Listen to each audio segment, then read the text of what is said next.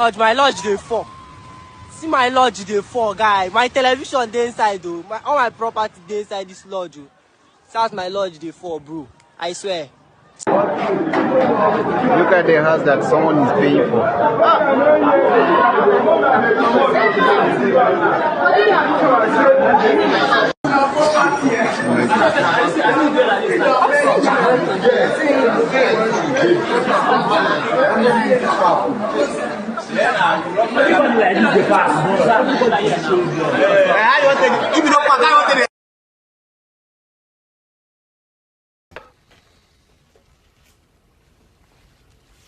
What do you mean by personal relationships? Have you socialized with him? Yes, sir. Yes? Yes, sir. Have you ever socialized with Donald Trump in the presence of females under the age of 18? Though I'd like to answer that question, at least today, I'm going to have to assert my 5th, 6th, and 14th Amendment rights, sir. If you're innocent, why are you taking the 5th Amendment?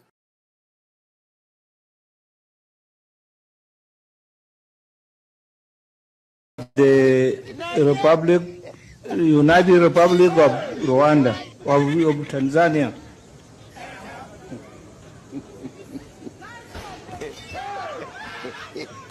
Your Excellency, Felix Tshisekedi, representing President of Uganda, of Congo.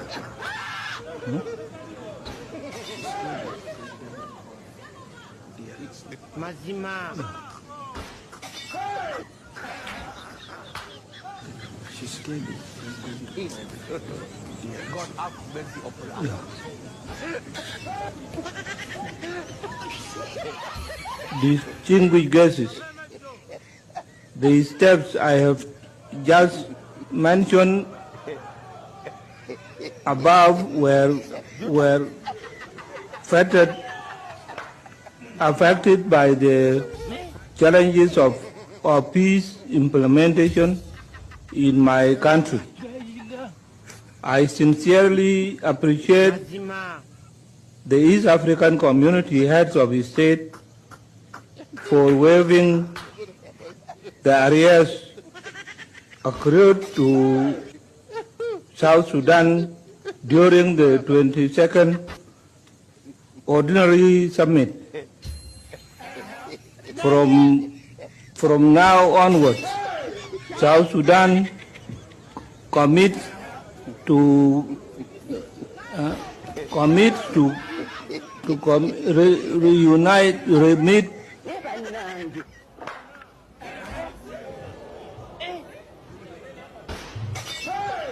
remit its required annual contribution on timely basis.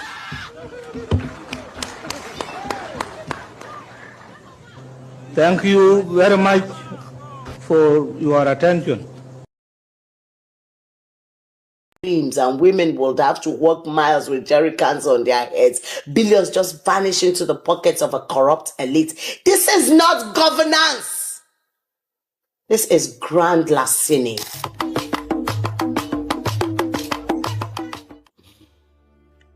This is not good at all. And it cannot be well. We can't keep swallowing every rubbish they throw our way. You know, I've been thinking about this. In my mother tongue, the Kalabari language, we do not have a word for embezzle or loot. We have thief, furu. My mother's people say onyoshi, thief. And then I'm sure the Yorubas say Ole and the Hausas Barawubansa. That's what we have. And you see, when people are identified as thieves, there is a treatment for thieves where we come from in Africa. You name call them, you name shame them, and you make the community aware that these people are thieves. And you walk them around the community And that stays on them and the rest of their family members.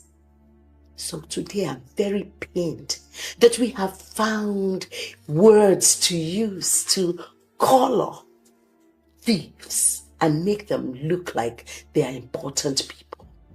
We have learned to give them front seats, and I think that that is total madness. So today I'm very bitter and very angry. We're a country of over 200 million people.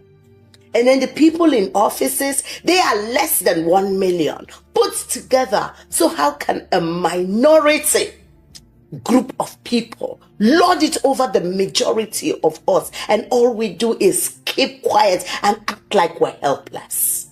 So let me just go straight to the point. According to Budget 8, our budget has been padded with lies. 6.9 trillion padded over rubbish. Our national budget with questionable, often redundant projects. The one they call white elephants. I've never seen a white elephant before. Every elephant I have seen has been brown. What kind of government sits at a table of power, dips its filthy hands into the treasury, and serves itself a banquet of billions while millions of Nigerians can't afford a meal, a roof, or clean water? This Tinubu government unveiled a budget that should shake every conscience awake. 393 billion naira. Yes, you heard me. 393 billion naira to install 1,477 street lights. Hey God, where are the poles going? To heaven? What manner of light will come from that kind of work? Is it stone-studded diamonds? Will the bulbs bring forth diamond sparkles, or what exactly will this bulb or pole? Is it going to heaven directly? Because really, it has to. It has to. 1,477 street lights. Please, how much is a 4-bedroom duplex in Lekki or any other highbrow part of a city? What's the fact was? As governor of Delta State, what would you say was your legacy? I know that once we interviewed you and you said you wanted the people to be able to say that this was what you left for them, and to be the one to point at what you left for them. But now, I mean, you have left. I'm sure you must have retrospected many times and thought about your tenure.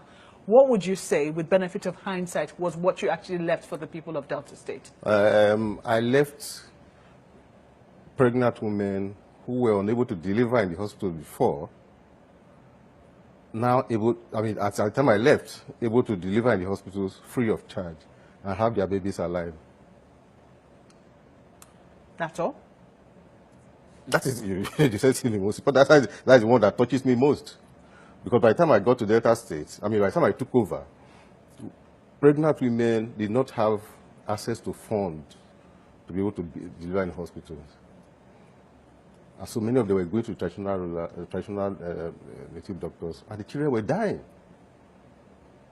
But I started a free maternal and under 5 health care. So they were now able to go to the hospital to deliver their babies, and the babies were coming out alive. A legacy will be something that has also been continued, something that has lived past you. Is it, if yeah, it the has children not have been... lived.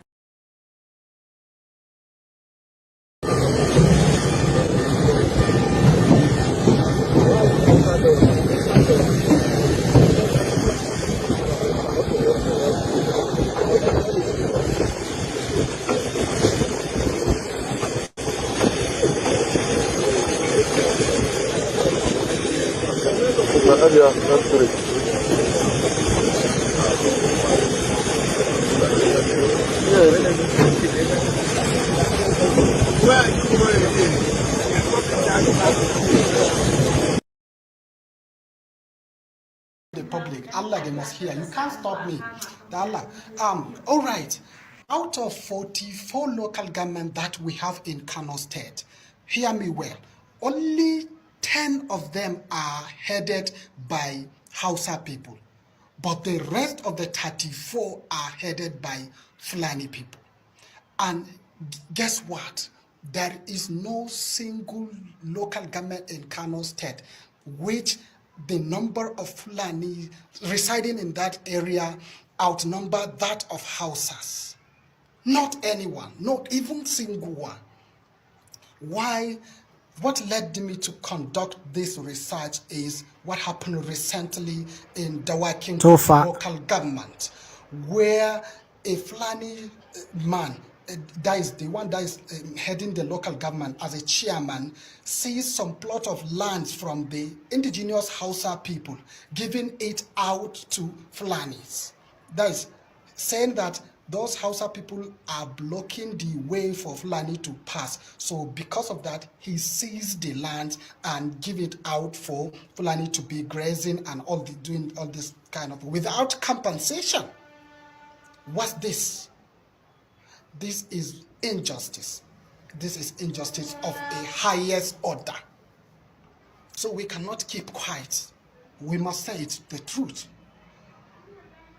You are saying that we are Hausa Fulani. And research shows us that you don't marry from Hausa. You don't give out your daughters to Hausa people for marriage also, unless the ones who are rich among them. They are parading themselves as Hausa Fulani where they don't have any biological connection with Hausas. They don't marry from us. They don't give us their daughter's hand in marriage also. But they are saying that they are Hausa Fulani only to lead us, only to continue like subduing us. This is not fair. It is not fair at all. You know? So we have to do something.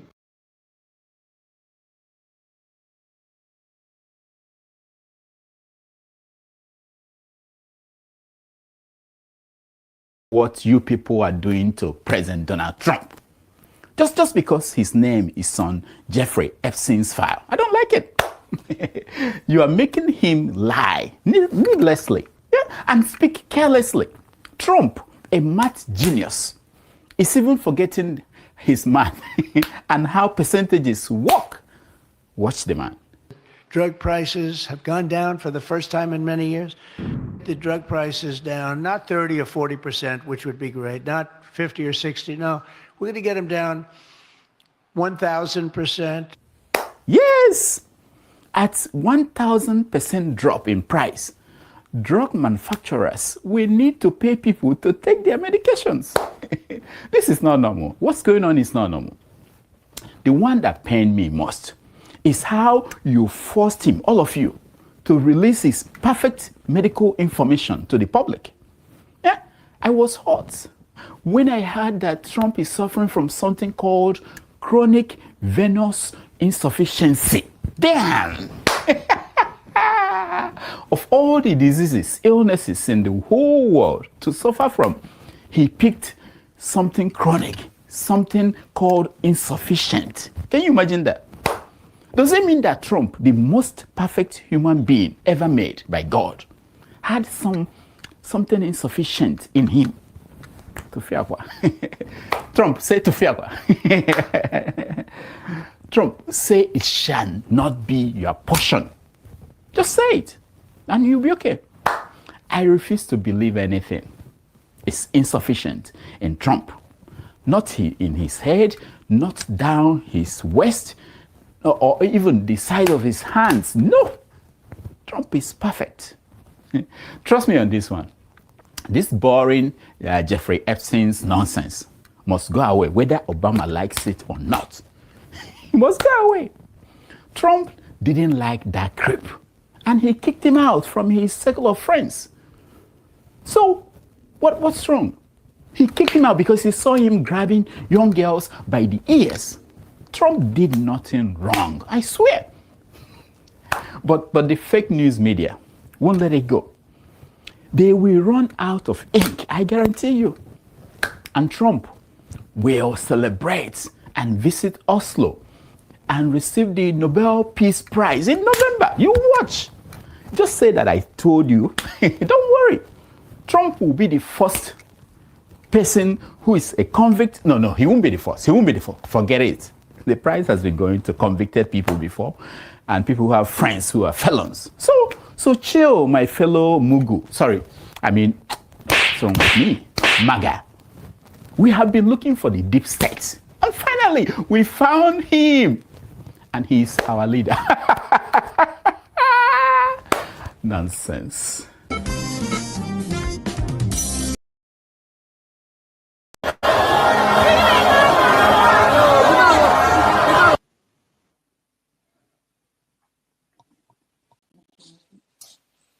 Some of this rally make my blood pressure go up.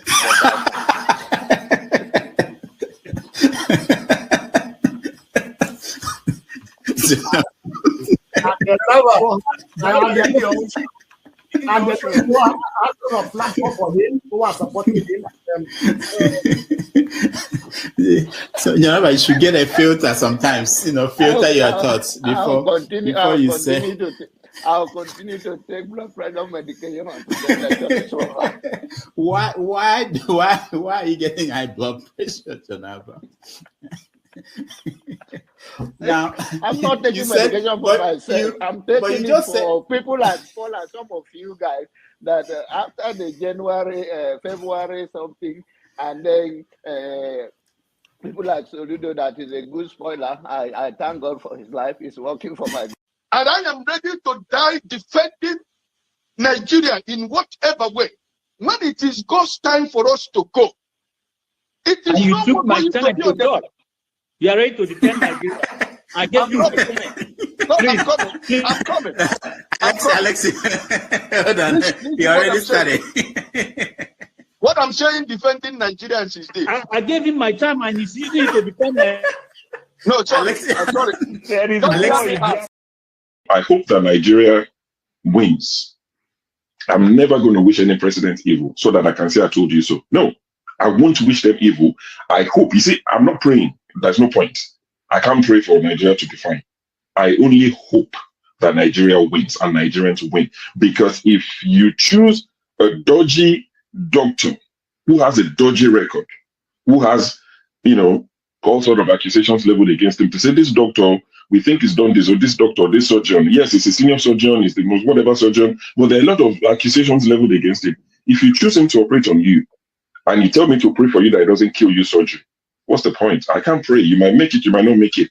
My prayer won't change anything. So I hope Nigeria and Nigerians win during Tinubu's 4 years. Thank you. Thank you.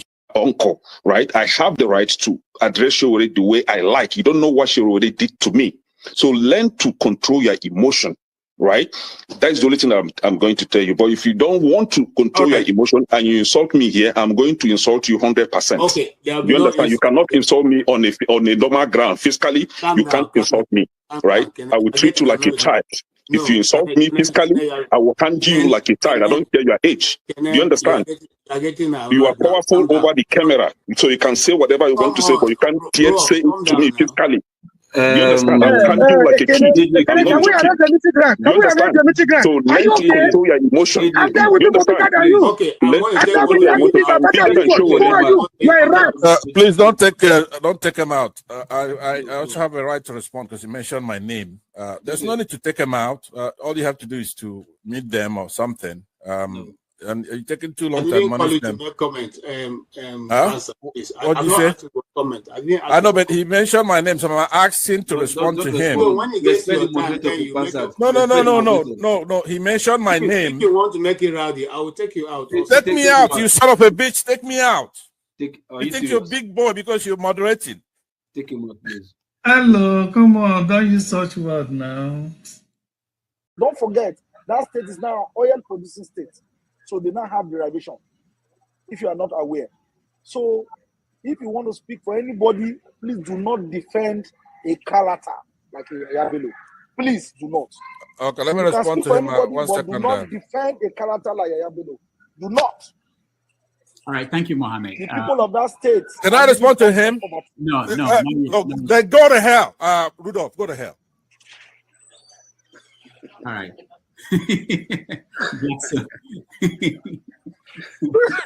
Rudolph, I've never seen this part of him before. Tinubu is a criminal, yes, of course, a categorical grade 1 criminal. The only person more criminal than Tinubu in Nigeria is probably Babangida.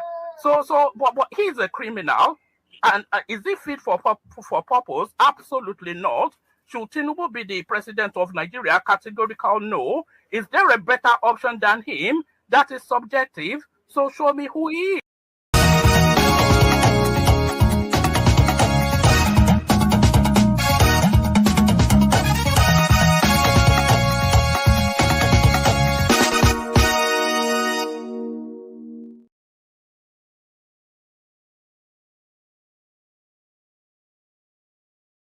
Welcome. Welcome to Have Your Say 247. My name is Rudolph Okonkwo. This Saturday, we take a look at the biggest stories shaping the world. From Washington to Abuja, we travel from Lomé to London. The headlines may differ, but what is at stake for you and the rest of the world is high. Thank you so much for joining us. And these are some of the stories we are going to look at. President Trump is under intense pressure following the controversial decision not to release the Epstein files. Yes, critics are calling what is going on the biggest scandal since Watergate. A cover-up so damaging that even members of his own party are demanding answers. What lessons can Africans draw from this? In Nigeria, the ruling party, the APC, has quietly chosen a new chairman. He's the former Humanitarian Minister from North Central in a closed-door meeting held at the presidential villa. The stage is now set for 2027 elections. Meanwhile, the Senate wrapped up by approving a staggering $21 billion loan for the president and making sure that Senator Natasha Akpoti will spend the complete 6 months in suspension. At the same time, the Chief of Defense Staff warns that 200 million illegal arms are circulating in Nigeria, nearly one for everybody in Nigeria. What does that mean for insecurity in the country? In the United Kingdom, doctors are staging a bold 5-day strike, challenging the Prime Minister to pay them up and reform the health system. All right, unlike other platforms who tell you what to think, we want to hear what you think. That is why it is called Have Your Say 247. Don't just watch the news. Be part of the conversation. Have Your Say 247. Your voice, your power. Thank you so much for joining.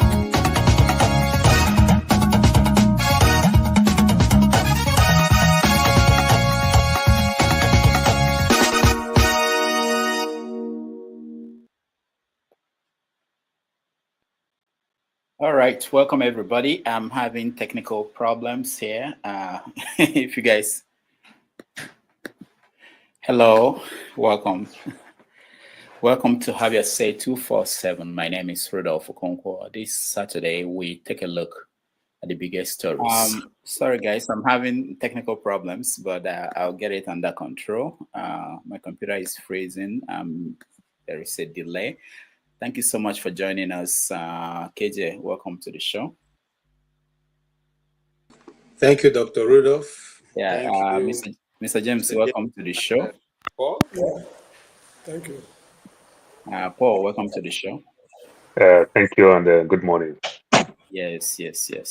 So, how is everybody doing? God is helping us. Paul in Arizona. Paul, how are you doing? Well, doctor, I'm trying to be fine. The sun is showing us shiggy, as we'll say it in Nigeria. What is it like? What's the temperature like in Arizona now? I think today is a little bit better. 109. So do you guys come out or you stay indoors? I try as much as possible in the evening. I just noticed this morning while trying to, take my bath, that some part of my face was burnt. I could see the burnt on my face. I was shocked. As an African, I said, can you imagine? Hekwano, the Abuja son didn't burn me. Middle Greece son, no, but this yes son, I called it burn my face. Are you sure it's the sun that caused that? That there were no witches that came at night? Oh no, it's not. I don't pass witches now. Say if you know that me say I'm a principality myself. So which witch now? I'm a principality. Before the witch go come, you go get ready well because they call me powerful man. Mr. James, welcome to the show. Yeah, thank you. How is the Gambia? It's a bit hot, and there was a public demonstration on Monday. Why? They are complaining that corruption in high places. Okay, I was afraid they wouldn't say it's Igbos again I complain about. No.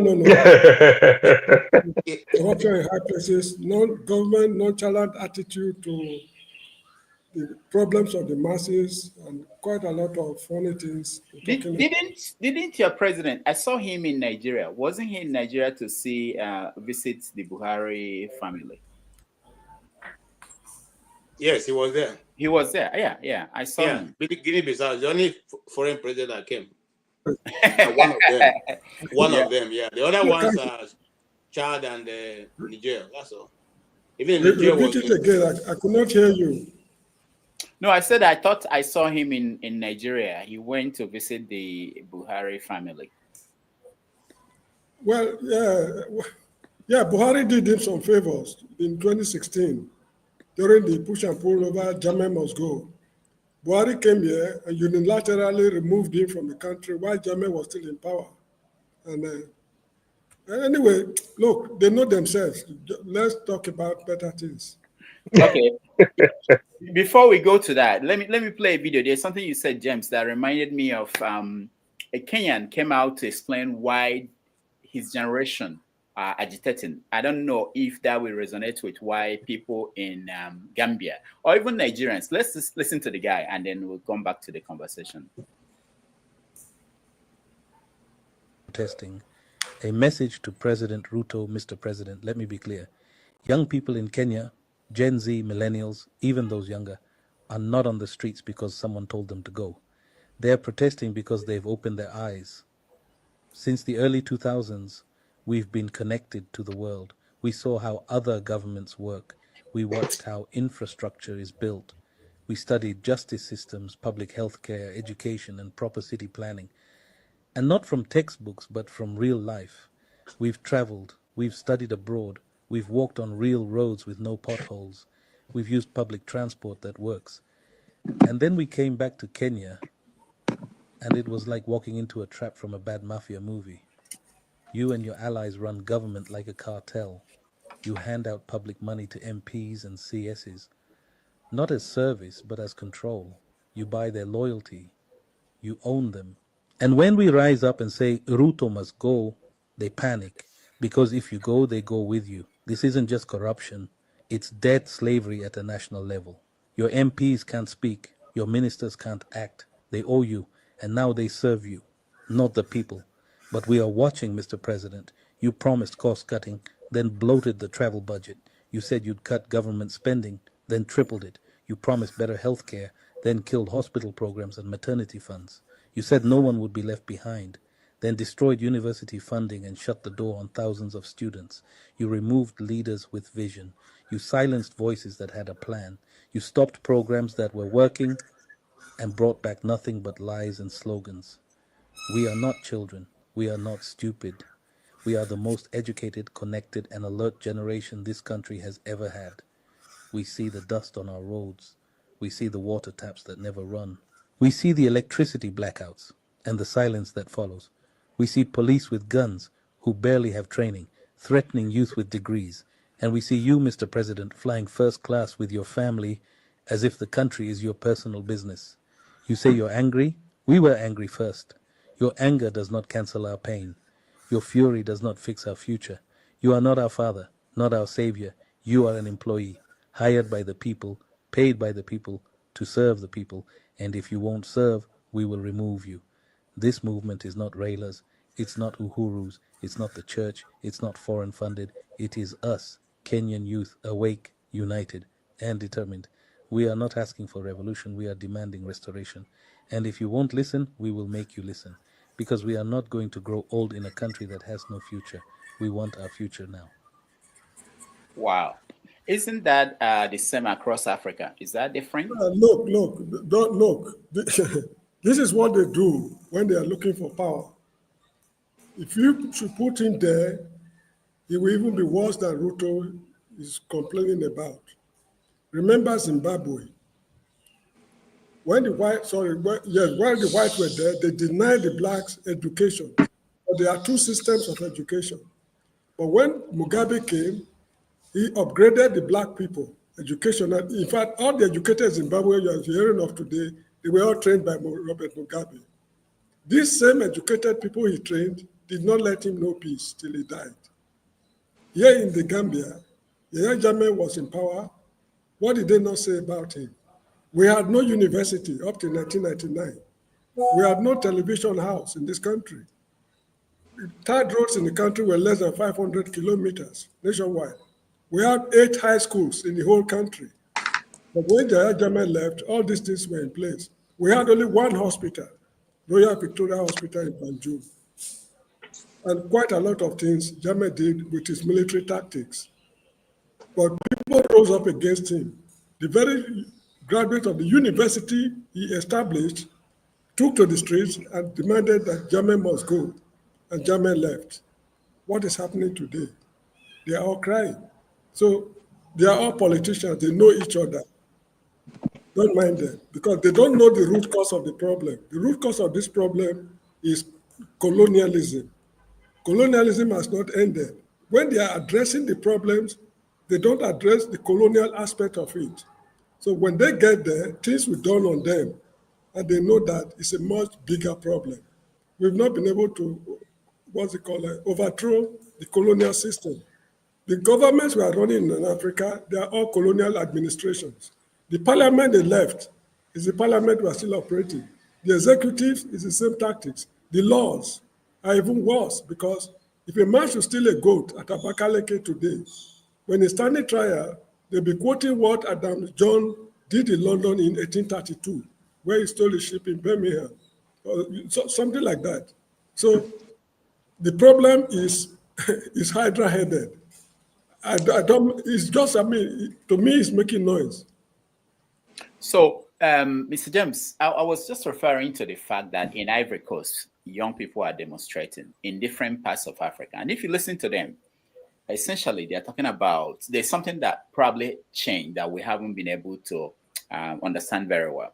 Young people are beginning to see how life is in other places, either because they can travel or because they can stay in their village in Tanzania and see what's happening in Ghana and see what's happening in other parts of the world. And they're demanding that something should change. I'm saying to you, don't you think there is something in common with this restlessness from young people across Africa?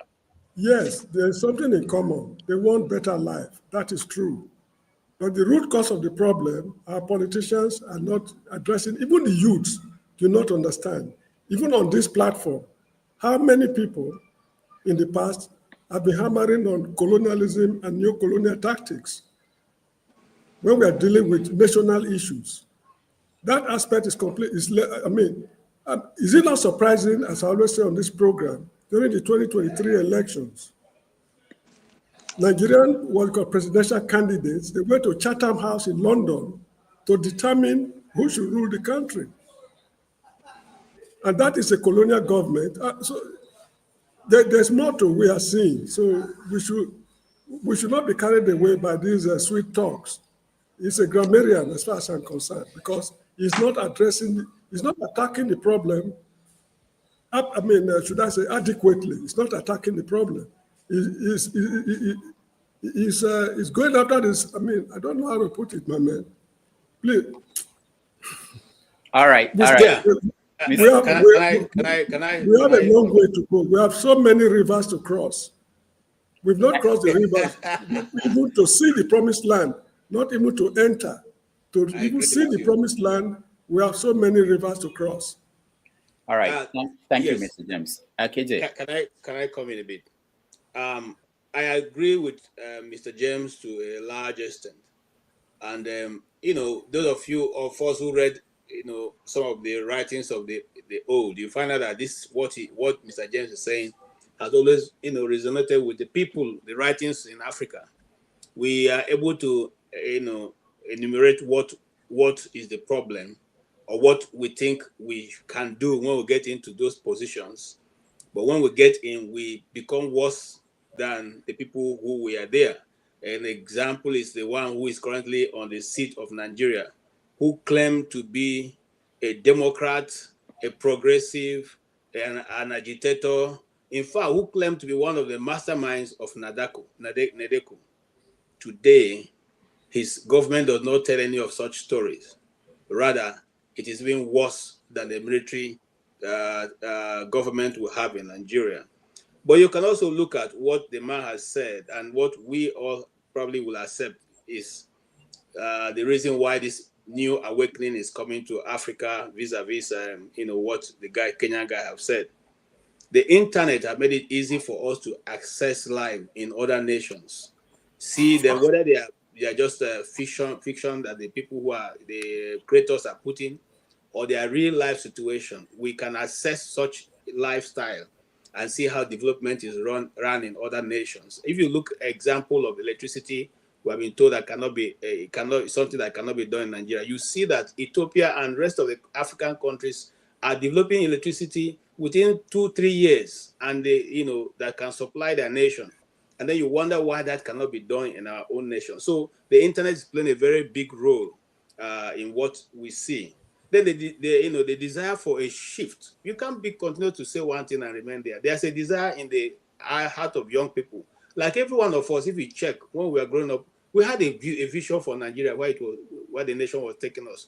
We had desired how to improve the situation. We've put that on writing and in debates and in places we have gone to, in various associations we belong to. This is the way forward. We think this is how we should move to the next level. Those advice and opportunities were never given to us until today. We are over 50, and yet no difference have been seen. So the desire is still in the younger people who desire to make a change. But you see, the problem is that that desire is within a limited number of the younger people. That majority of them are still with the old folks because they can get some 1 or 2 naira.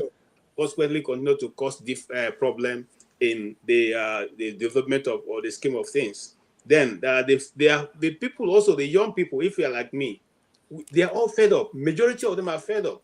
Okay, and it's because they are fed up, they no longer know how to channel their energy, because you are channeling your energy, you are not seeing any results, and then consequently you are either open to crime or you go to the extreme to try to force the change. And that's why when you see some of them talk, they talk with so much anger. It's because they have found out that we are helpless in this situation, and if we don't take our own future in our hands, we're probably going to also end up like our parents. So I said clearly that in other nations, yes, the advancement of a country lies in the younger people, but in Nigeria and in maybe other African countries, the thing lies with the people who are 90 years old and above.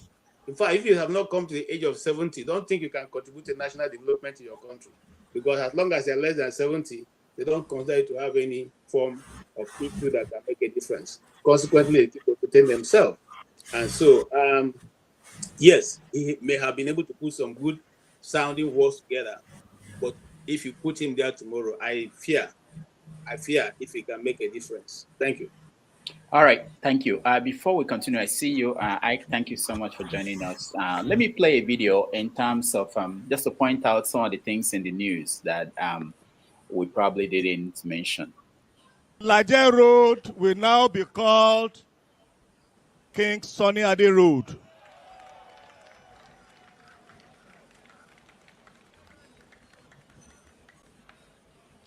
Ajidagon Strait will now be called Olamide Adedeji Bado Street. That means that Charlie Boy bus stop will now be changed to Bado bus stop. No more Charlie Boy.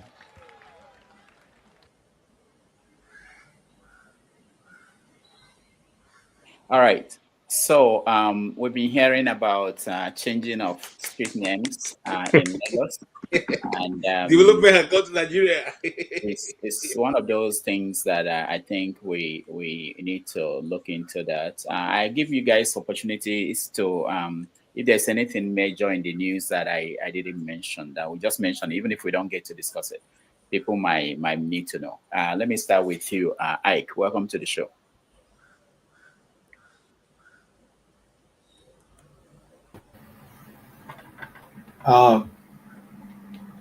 Good afternoon, everybody.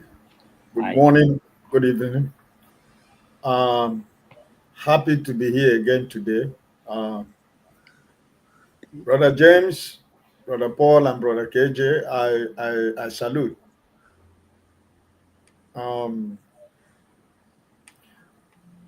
I just joined in. Where do you want? I don't know. No, all I want to know is, okay, you didn't hear what are the stories I mentioned. If you didn't, that's okay. If there's any story that's important to you that you think people need to know, I'll give you the chance to do that before we start the conversation fully. Every news about Nigeria is always important. So there is no anyone you bring up. If I have opinion about it, I will contribute. All right. Thank you, Ike. Paul. I think the street name that you talk about and everything, when I heard that street name and everything, it baffles me because sometimes people should understand and everything, the way they do things. Lagos, like they will call it, I think I've been there in Europe, it's called Lagos. Lagos is not Yoruba name. So they should also change the state name of Lagos because Lagos is from Portugal. When the Portuguese came to do business, trade by barter and everything, that's how they named that little place, that little island called Lagos and everything. So I think it's time too for them to also change that name from that name Lagos to change it to Babatope, Sanwo-Olu, or maybe Bola Ahmed Tinubu State. You understand? I think so. But it's a laughable thing. The way we do things. Doctor, I know 2 countries is dear to your heart very well. I know you love Kenya dearly. And I know if you have your way, you pray to die in Switzerland. I've been following you since 2011. So I know what I know these 2 countries. So, but doctor, there is something Trump did that I like very well. The things that they will do in closed door, you see, Trump will tweet that thing. You understand? He will tweet that thing and everything, and it makes people like him. By the time they close the door to go negotiate, people will feel that, well, Trump is already buying favor. Let's go around what Trump is doing. I think that is what these young people are doing. It's time for us to take our country back. It's time for Africa because they see these things that are glaring. My brother KJ talked about electricity. Algeria is even selling energy to Europe. They have in excess that they are even selling energy, power to Europe, and we are struggling to get power. But Aso Rock is spending 10 billion to get power, and in turn, what they tell you, they say, "Oh, the power that we give to Aso Rock, now we cannot divert those power now to somewhere else." That is just my take. But that street thing, it is laughable. You understand? So maybe me as an Urobo man too, it's time for us to change all those oil multinationals, whichever place you are coming.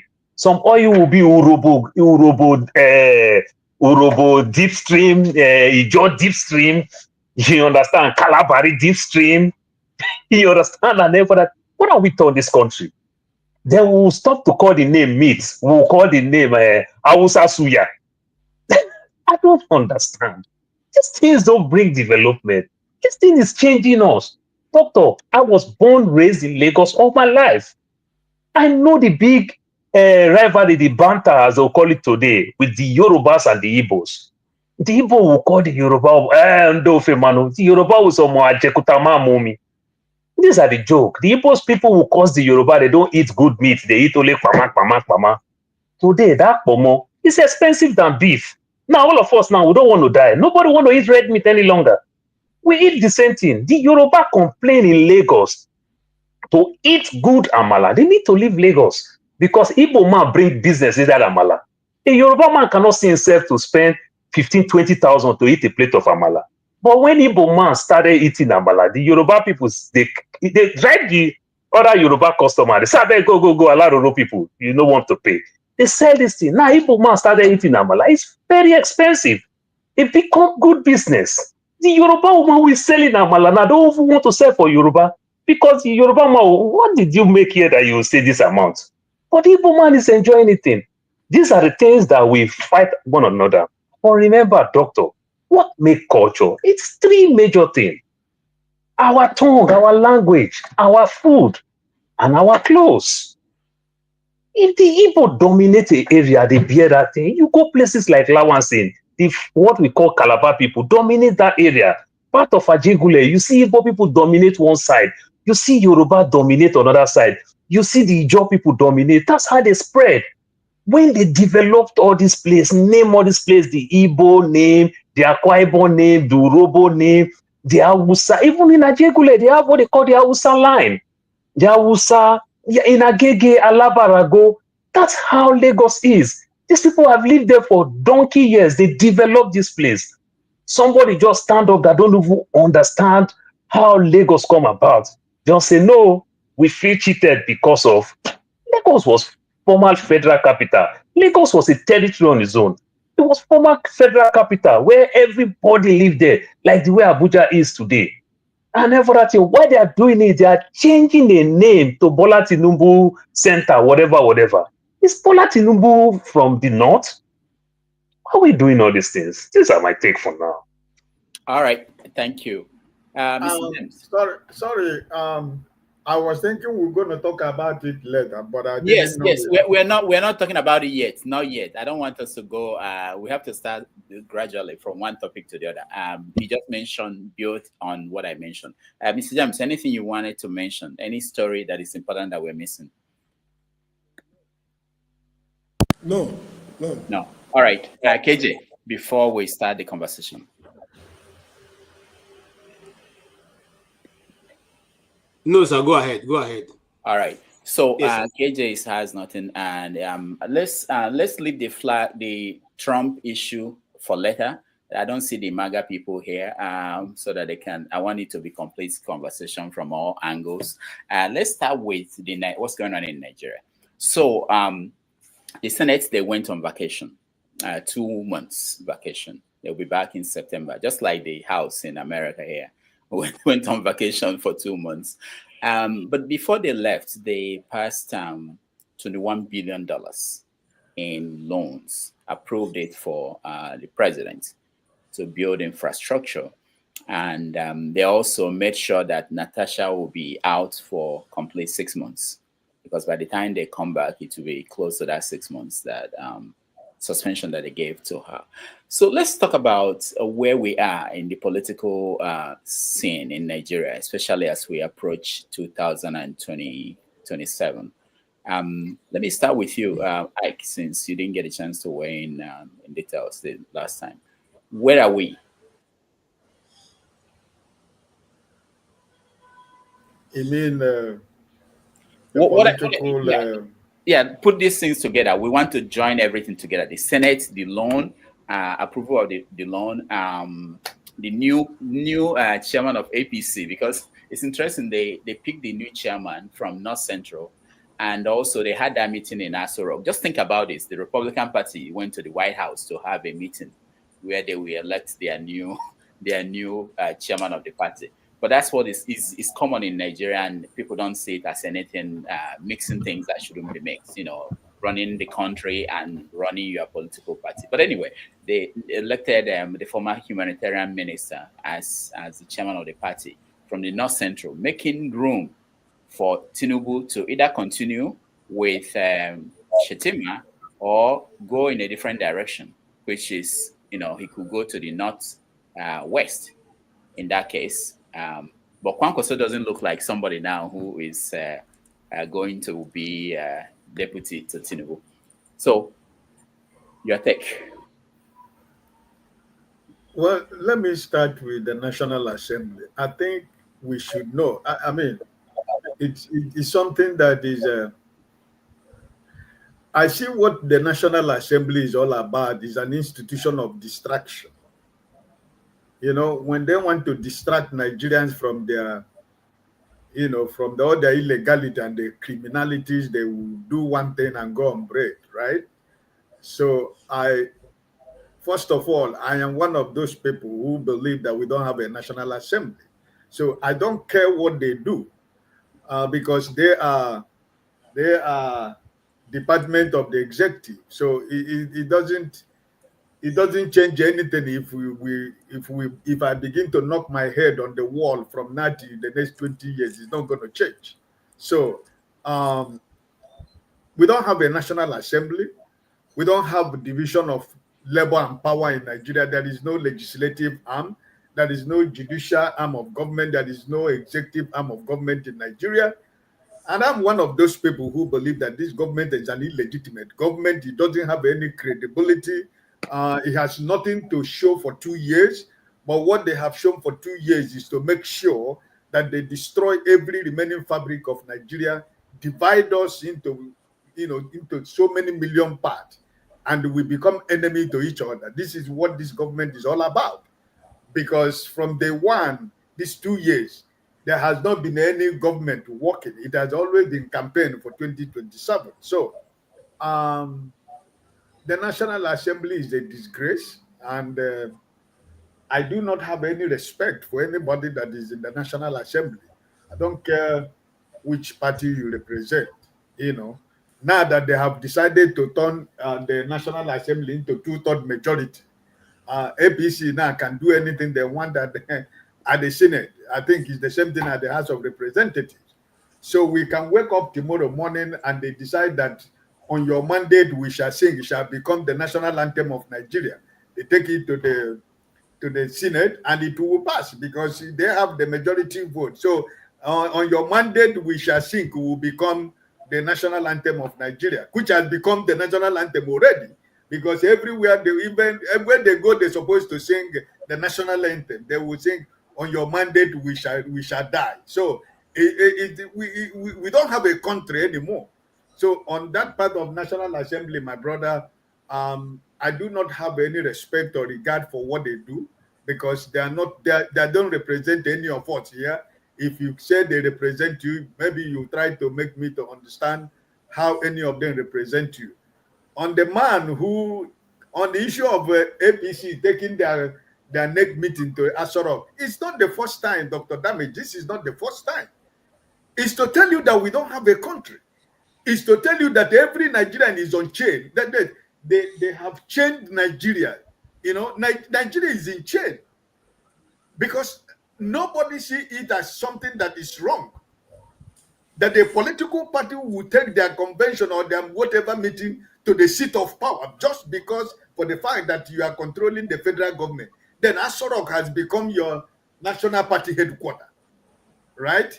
After they nominated the man after their meeting in Asorok, it was there now they decided that the new chairman will go to their party secretariat to swear in other elected officers of the new party.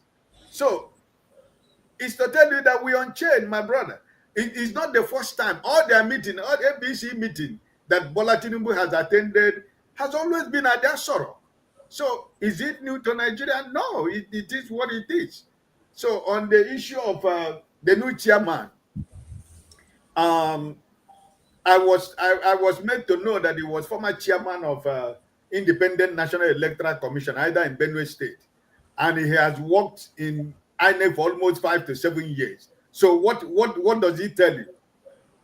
The rigging machine already have started. So now they've decided to employ the man who is an inner circle into what goes on in INEC as the chairman of the party. So it's a strategy to prepare for 2027. So I don't think that appointing somebody from Plateau State changes anything for APC. I know that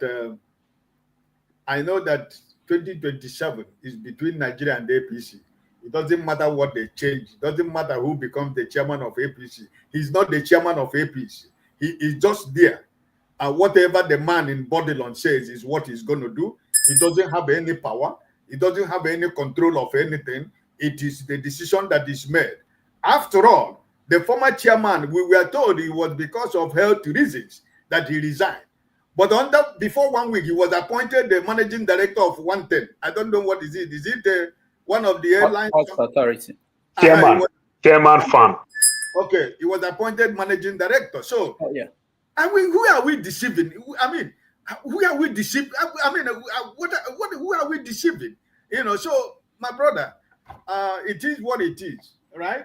So I give somebody else to say something. After all, this is, it is what it is. All right.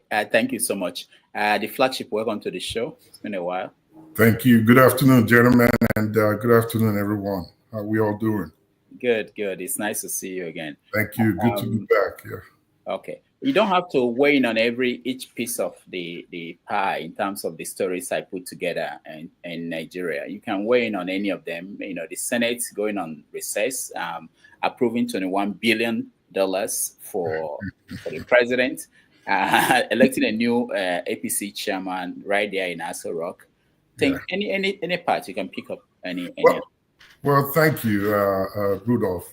Again, it's good to be back. I wanted to add 2 items to the list, which I think you may have left out.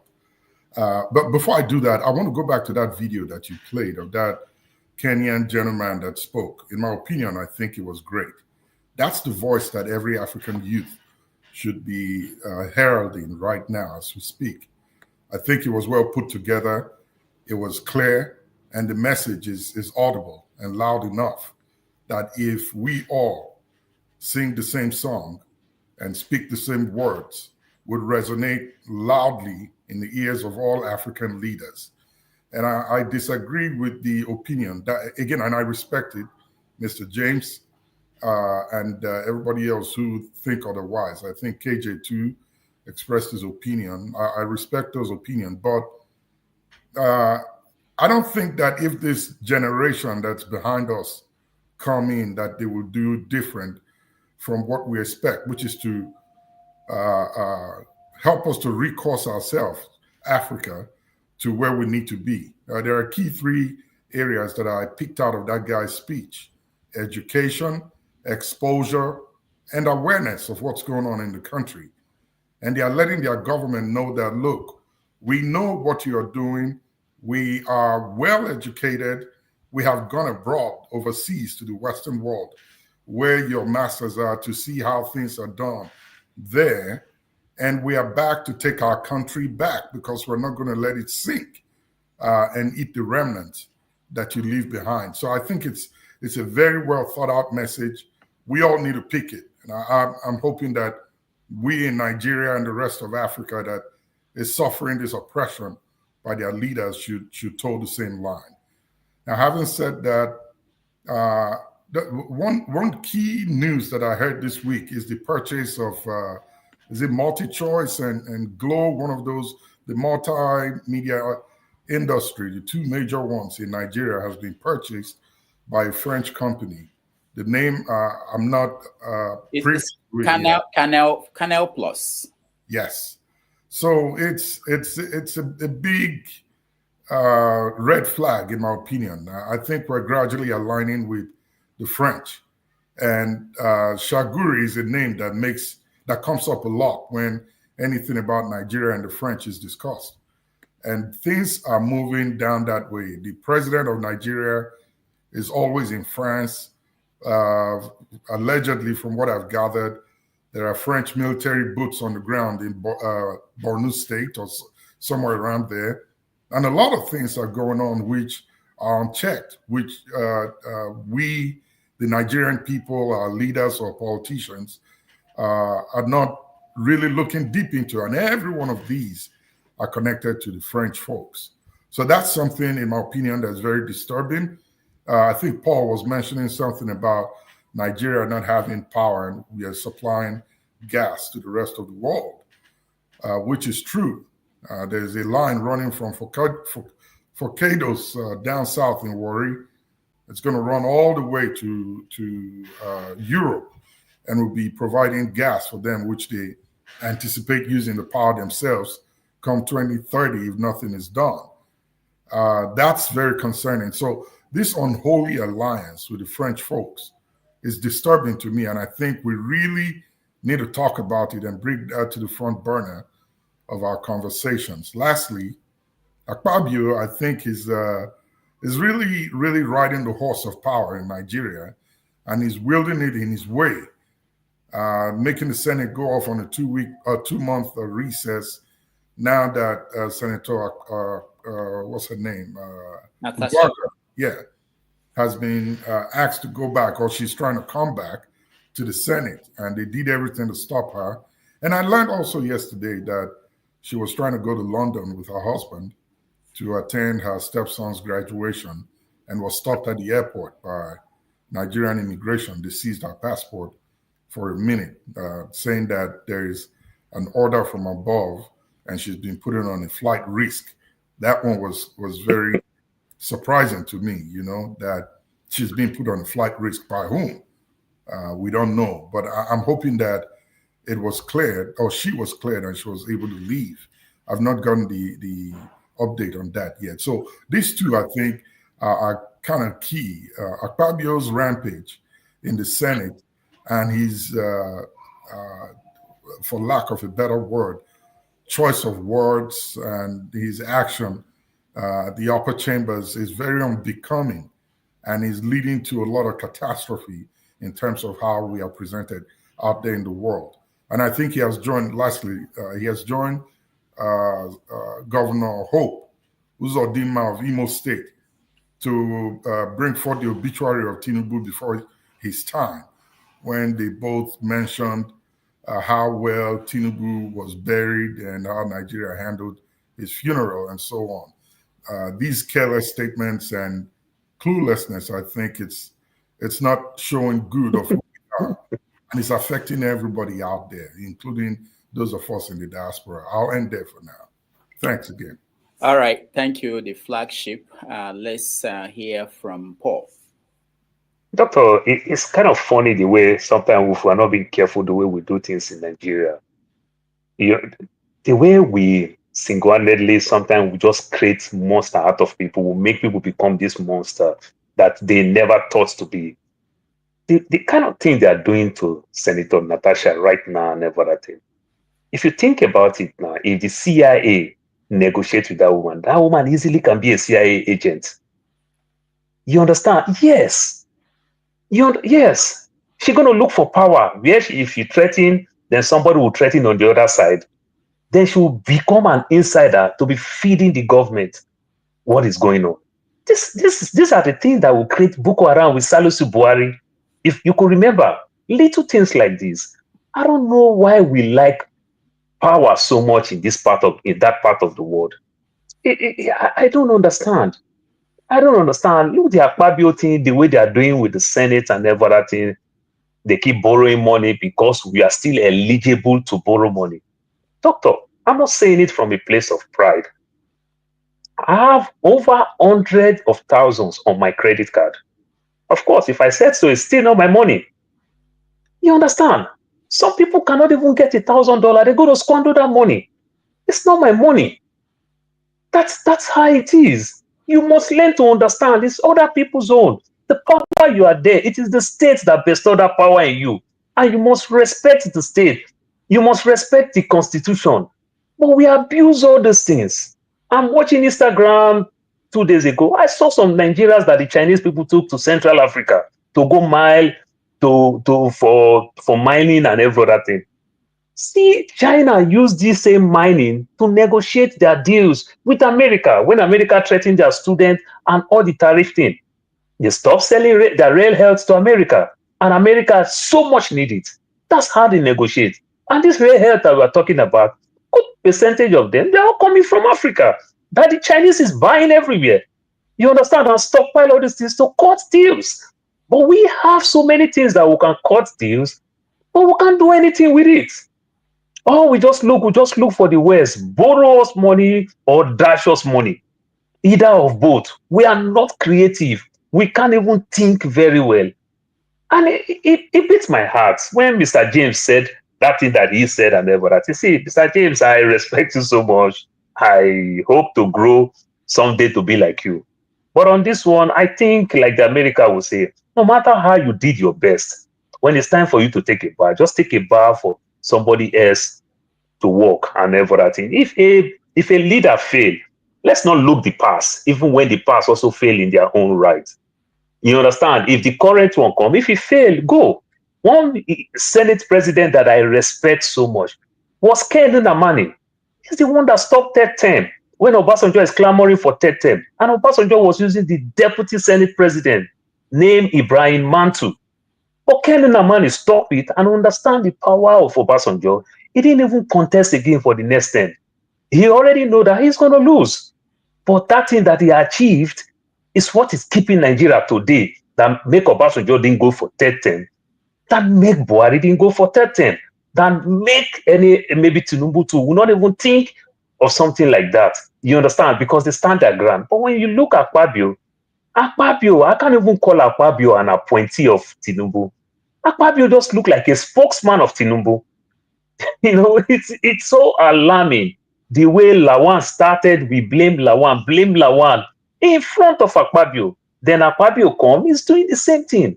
And somebody like Oshomole is prepping himself down. Then maybe if he come for second term, they might push all type of scandal and say, you know what, we've done with Akpabio with too many mistakes and everything. Then they're going to kick him out. They're going to bring Oshomole. Oshomole too going to do the same thing. We cannot run a nation like that at all. Do you understand? So a leader will definitely achieve one thing, you know, but at the same time, if they fail, let us understand that they fail. If another one comes, they might also fail. But guess what? Another one will still come that will deliver. We'll see it in somebody like Lee Kuan Yew and everything. So I still believe that we must give new people chance, whichever way. That's my take for now.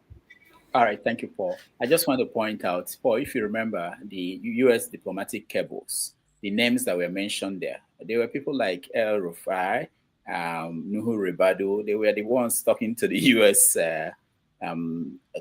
Diplomats in Nigeria. So you don't have, yeah. Doctor, I said this thing. Somebody you know through me, I will not mention name. You understand. He has been coming to America. He said they take him to an hotel in America, a 5-star hotel. He said he had never seen things like that. For him to castigate the government. Then he was writing profusely condemning Goodluck Jonathan. So they felt, okay, this guy didn't support the government.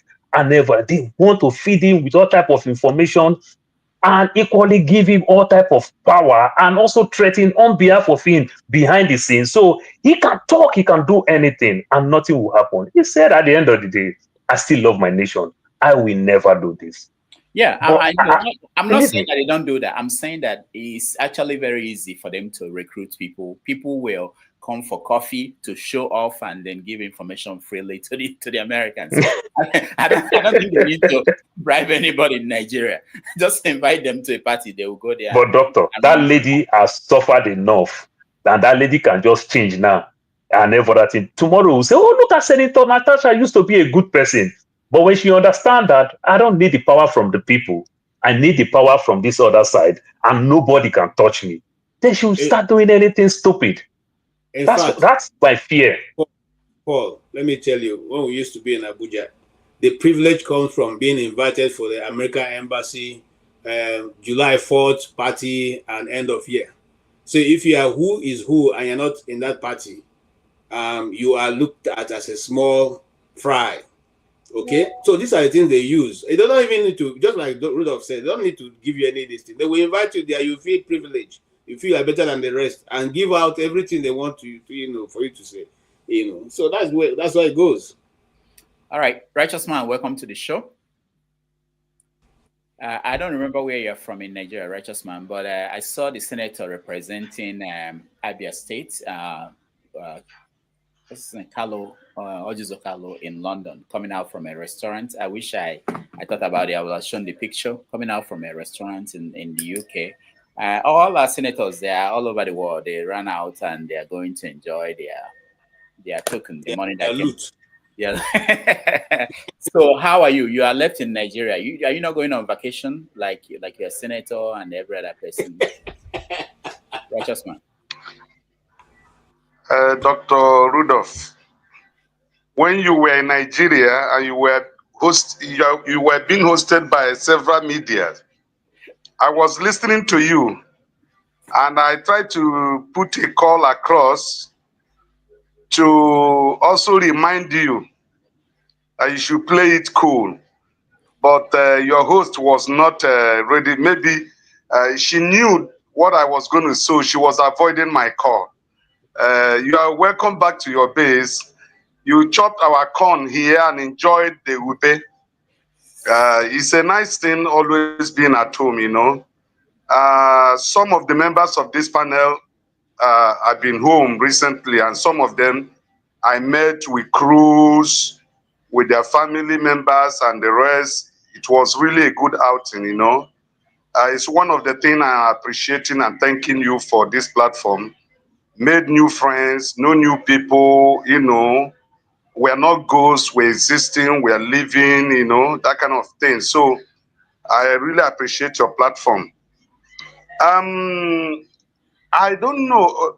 Okay, you still have something to do with Sahara Reporters because I always comment on some of their writings. This one you have started asking me, you don't know where the state where I come from. I hope it's not an indirect way of trying to get all details about me. Anyway, I am a freeborn of Igbo land and I am from Imo State, precisely Nkwere, Obwebe. I'm happy. From the famous traditional prime minister of the land family. And I know you know my surname, so I know you should know what I'm referring to. So my identity is not hidden. So thank you very, very much. The truth remains that the Nigeria of today is quite different from the Nigeria of 2023. I was speaking to one of my good friends from the northern side. That was last 2 weeks. And he gave me his word. And he told me that I should write it down. The North, since independent, is not the same North today, 2025, and will not be the same North in 2027. So there will be a lot of changes, and that is going to shock the world. That prayer we've been praying for a time being now, asking for divine intervention to change the story of Nigerians and also to create room for Nigerians in diaspora to be coming back home and establishing and bringing the dollar and the pounds and the euros and building companies. Very soon it will materialize. The insecurity in Nigeria is going to stop. I am telling you what I was told because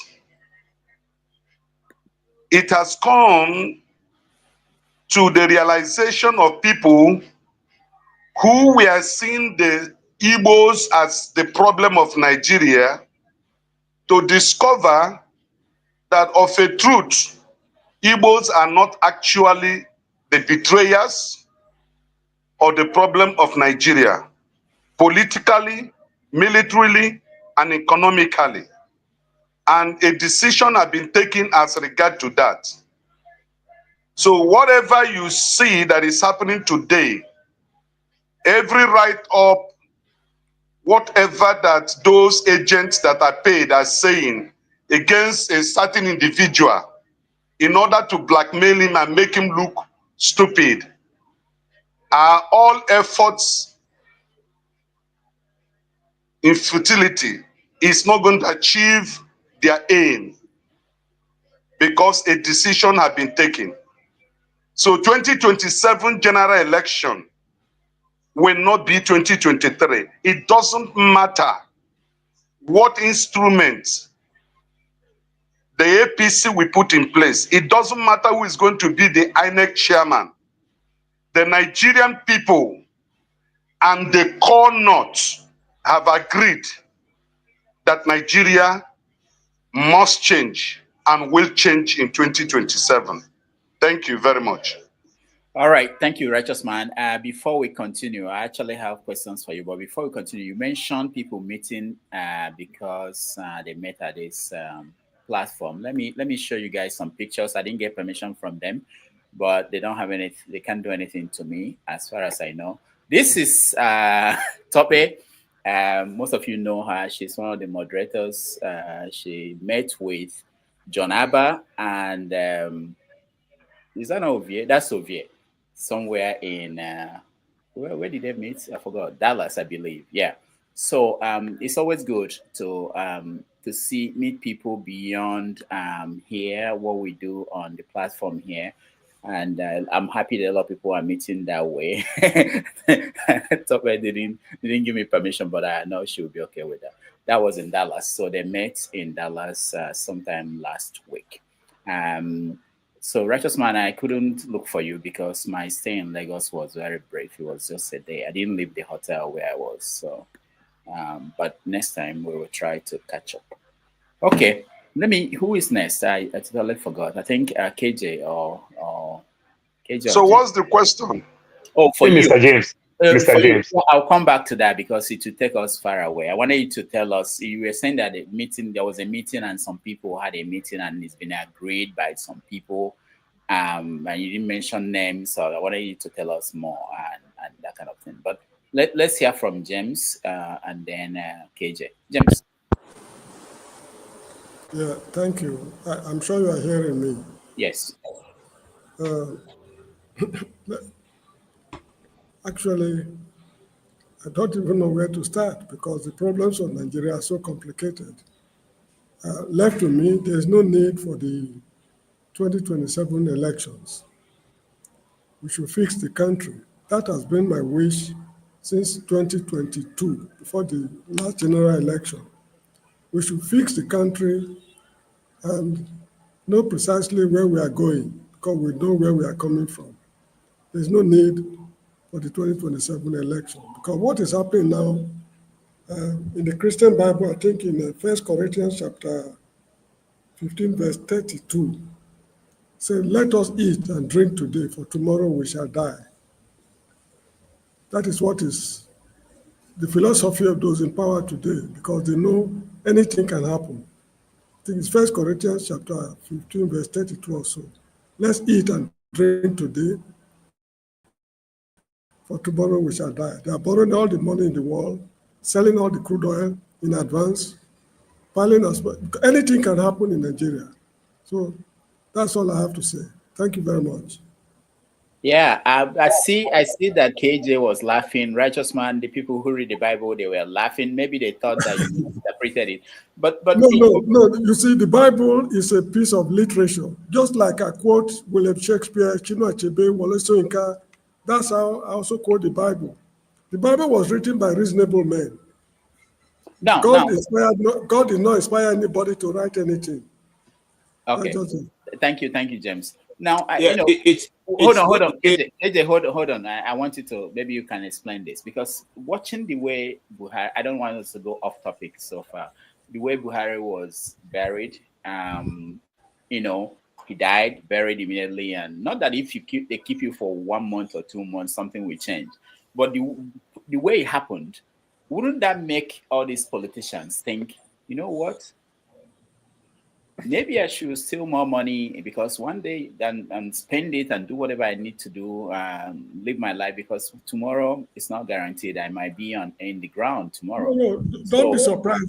Don't be surprised that these politicians will go to heaven if heaven exists, because all they need to do So still as much as possible, they go to the church or the mosque, they pray for them for forgiveness of sins.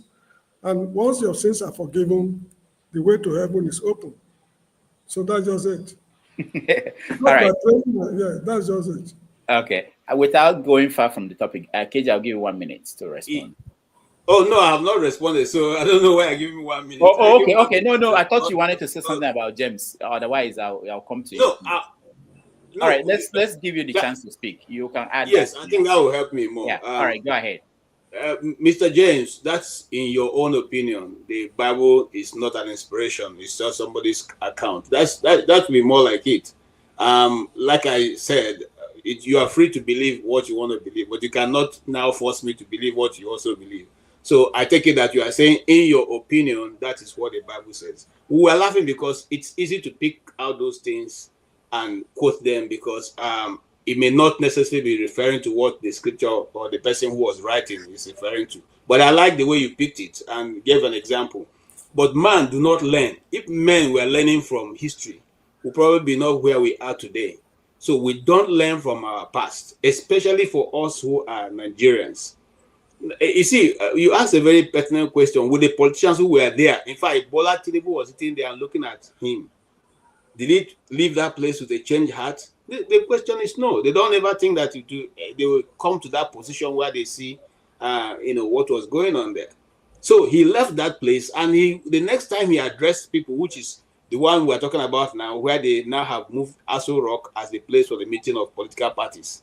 What did he say? He said you should have pity. You should pity for the people. That's what he was saying. And so I'm telling the governors to have pity on the people. What politician, is there any world leader who will ever make such a statement? Because you made that statement in line with the fact that you are giving the governors more money, so they should have pity on the people. Come on. You see, some of these things that I said are even pitchable offenses. But in Nigeria, anything goes. It is a state. One of the Nigerian presidents that said that, will he treat the people who gave him 95% vote as much as he will treat the people who gave him 5%? In other plans where things are done properly, they will have just initiated an impeachment procedure. No, that's not high crime. That shouldn't rise up to impeachment level. Why? You are saying that vote for him? Because he didn't do anything. He's just saying things that he made. No. But that is against the Constitution. That's against the Constitution. Yeah, he didn't do anything. He said it. He didn't do anything. It's if you can put up a record saying that he did not do this. He appointed ministers, and this part of the country didn't get it. And the number that they're supposed to get, then you can say, okay, that's an impeachable. But the appointed ministers and that part of the country didn't get as much as the other people got. I don't think when it comes to ministers' appointment, I think they fulfill what's in the Constitution, all of them. They do. I don't think there's any president in Nigeria's history recently, since 1999, that did not. Because all it requires is that you have to have one minister from each state. That's it. Okay. Having said that, I also let me go ahead and make my comment. I kind of disagree with by the way, I welcome Flagship, because what you are saying is that Nigerians have lacked people who can, or Africa itself have lacked people who can be able to articulate in English what needs to be done or what is the problem. No, in fact, Chinua Achebe, whatever is happening in Nigeria today, he wrote it many years ago for people who, if it was in a developed nation, would have taken him and studied him like we studied Nostradamus in America and the rest of the places. Because this is what he wrote, is what we are living now. Is there anything that he wrote in his book earlier that we're not living now? There was once a country, we all read it and treated it by the side. Okay? There's nothing new. All right? We knew that there was a certain force that had determined that one part of the country will not exist. We went to war because of that. They fought us. They fought the genocide that took place in 1966 and before was because Aguirre was accused of trying to run a unitary government. Today we are saying, okay, let us run the federal government. When they say no, we must dwell on unitary government. What is new?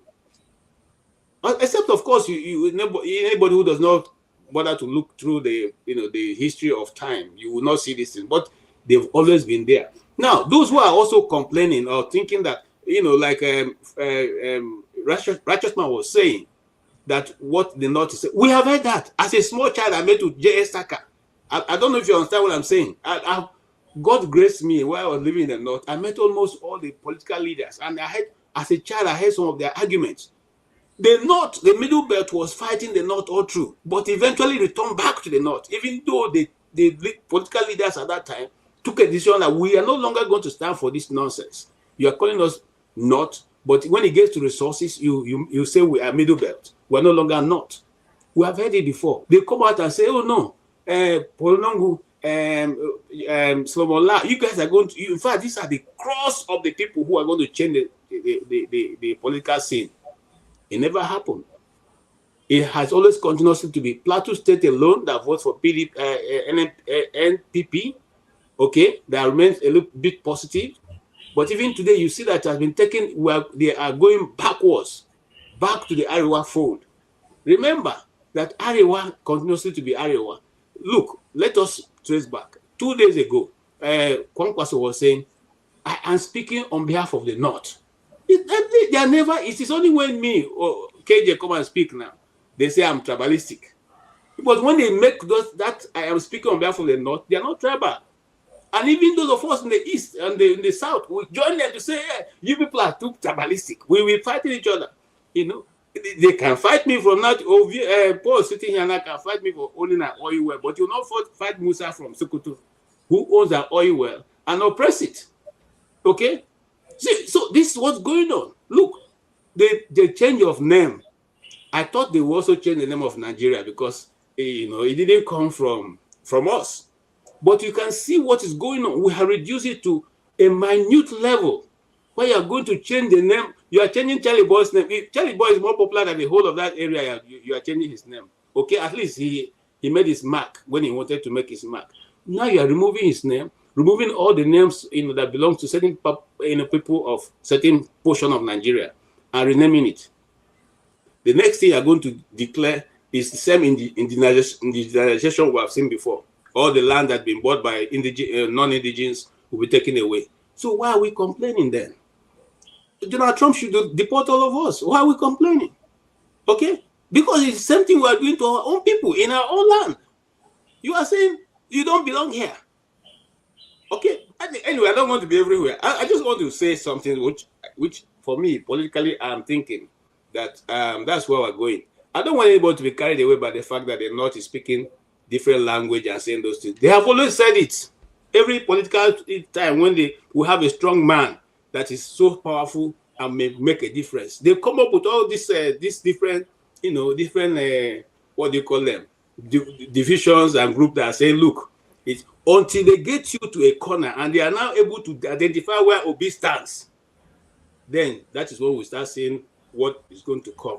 For now, nobody knows. And Obi, like I said, he's a clever man. You don't know whether he's in LP or he's in ADC. So right now, now PDP, led by someone that I respect so much, Jerry Ghana, have now made an offer. We are calling you to come. We'll give you ticket. All this is to find out. They are trying to weigh you.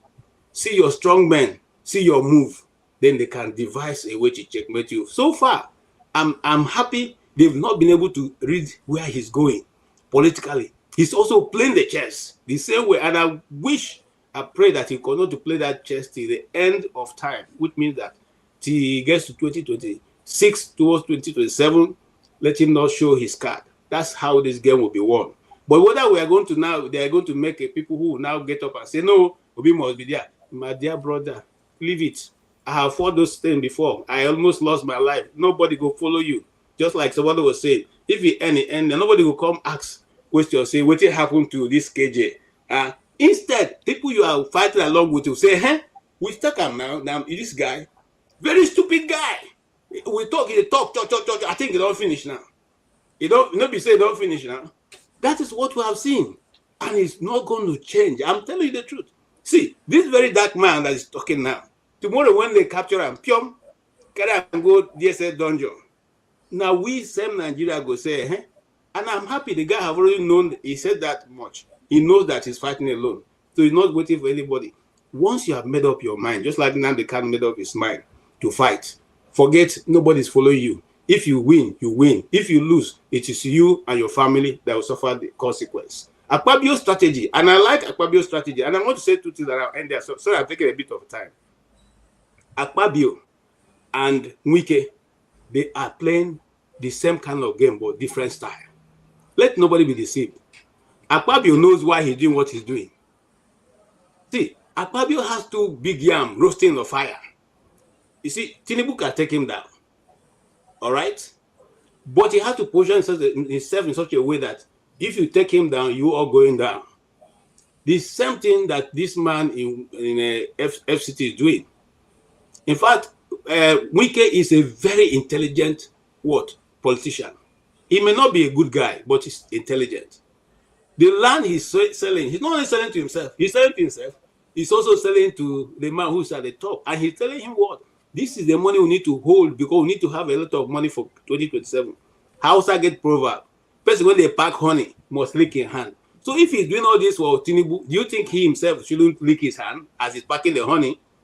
So these people are playing also a political scenario that will not take them out when eventually they run out of ideas or when the system decides that it is time for them to go. So what Wike is doing, what Akpabio is doing, is what they are doing also to preserve themselves. You see, if you look at maybe we'll get to the time we'll talk about Senator Natasha's moves and what it's intended. But you see, what you are seeing is a basic Nigerian political scenario, and these people have become masters of it. The same thing they've been doing to them, that's what they're also doing back to the people, the system. Thank you. All right. Thank you, KJ. Let me see. Flagship, you have something to add or react to that before we change topic? Well, yeah, I was going to say to KJ, while I appreciate your response, I think that the one thing we lack as Nigerians is follow through.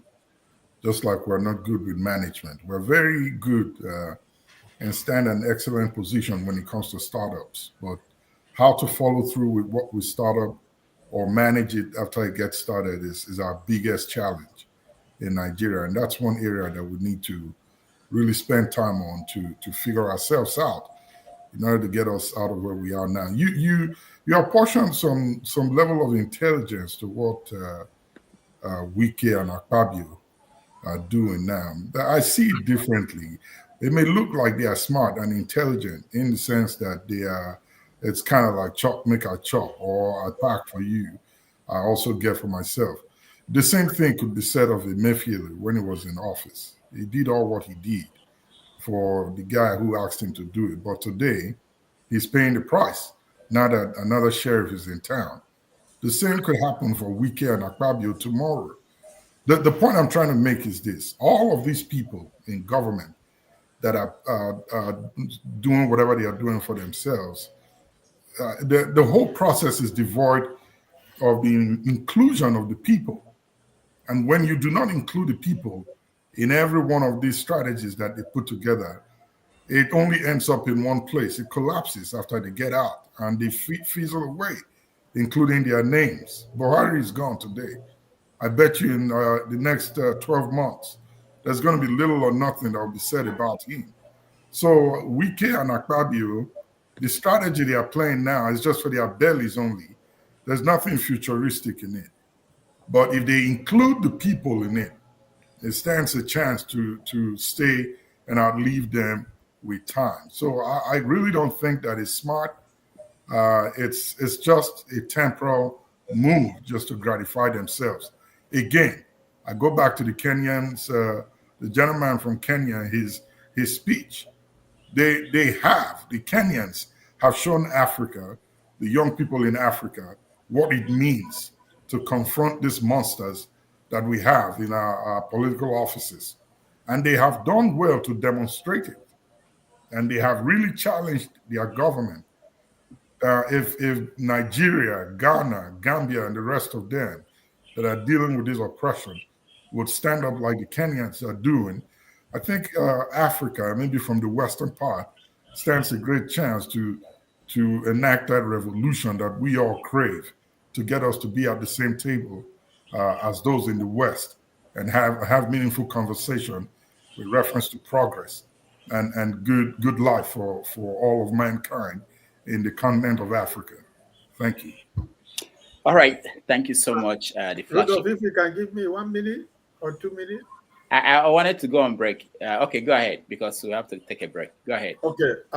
What I wanted to say is, irrespective of what KJ said about Mr. Tito, sometimes I keep telling people, I want to, agree with KJ. We are going to play this chase till 2026, because sometimes most of us who claim to be analysts and supporters and Mr. Peter Obi, we begin to advise Mr. Peter Obi. Somebody like me who has not even contested a councillor election will be advising Mr. Peter Obi about Nigerian political scene. So what am I trying to say? He has been in the corporate world. He has been a multi-billion businessman. He has been a politician. He has been a governor for 8 years, vice presidential candidate, now presidential candidate. So sometimes emotions of people are too high. But I'm happy that KJ made this comment, because that's why sometimes I said, if you want to follow Mr. Peter Obi, follow him. Because all this chess game didn't just start yesterday. This chess game started after 2023 election. So we are going to play this chess game till 2026, right?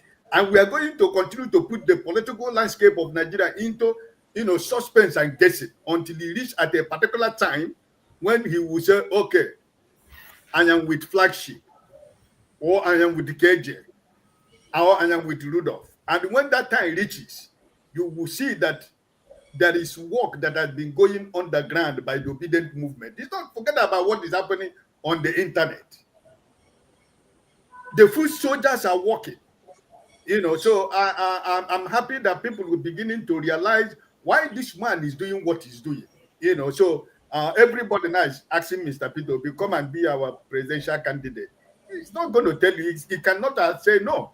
Jerry Ghana is a man I love like AJ. He went with his group. They said they will continue to meet his team. Some people will tell him Mr. B has no team. He's only alone. But those who know who is in the political terrain is telling you they are meeting his team. So who are his team? We don't know the team, who the teams are. So I just want to encourage us that maybe he know what he's doing, as long as the political terrain in Nigeria is concerned right now. Thank you, Dr. Rudolph. All right. Thank you so much, Ike. Let me just inform people that tomorrow on 90 Minutes Africa, we are going to host a very important historian who writes out of the UK, Dr. Max Siolum. Now, he's a very mysterious man, but his books are very influential, especially in understanding the history of Nigeria and the role of the military in what has become Nigeria. So he's going to join us tomorrow at 1:30 p.m. New York time, 6:30 p.m. Nigeria on 90 Minutes Africa. Very important conversation. So if you can join us, that would be wonderful. Thank you. Let's take a break. When we come back, we are going to talk about Trump and the Epstein file, the cover-up, what it meant for Africa, and the agenda of President Trump, whether he can continue with his agenda by September when Congress comes back.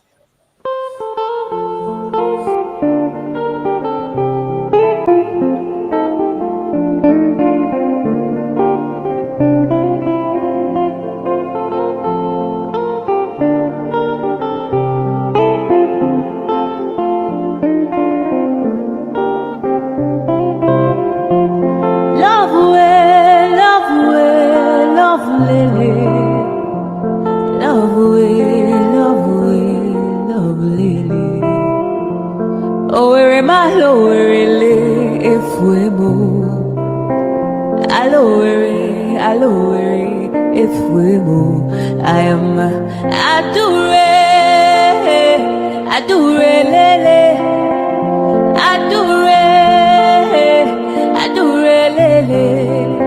Idu kwa samaka onyoma odika powder Idu kwasamu puonyoma odikafomu. Idu kwasamishi onyoma odikapilu. Ololololo, aturubu ebule wakawa iwariwo. Ice. Rosa Olerio, Rosanna Oleri, Rosanna Olerio adikadimna. Adure Oleri, Adure Olerio, Adure, aturubu ebule wakawa iwariwo. Adure, Adure lele, Adure, Adure lele. Idu kwasamaka onyoma odika powder. Idu kwasamuku onyoma odika fomu. Idu kwasamishi onyoma odika pilu. Ololololo, aturubu ebule waka. Opudilio, nyekelaniyo. Olisamalugo mkoyene menenua. Opudilio, nyekelaniyo.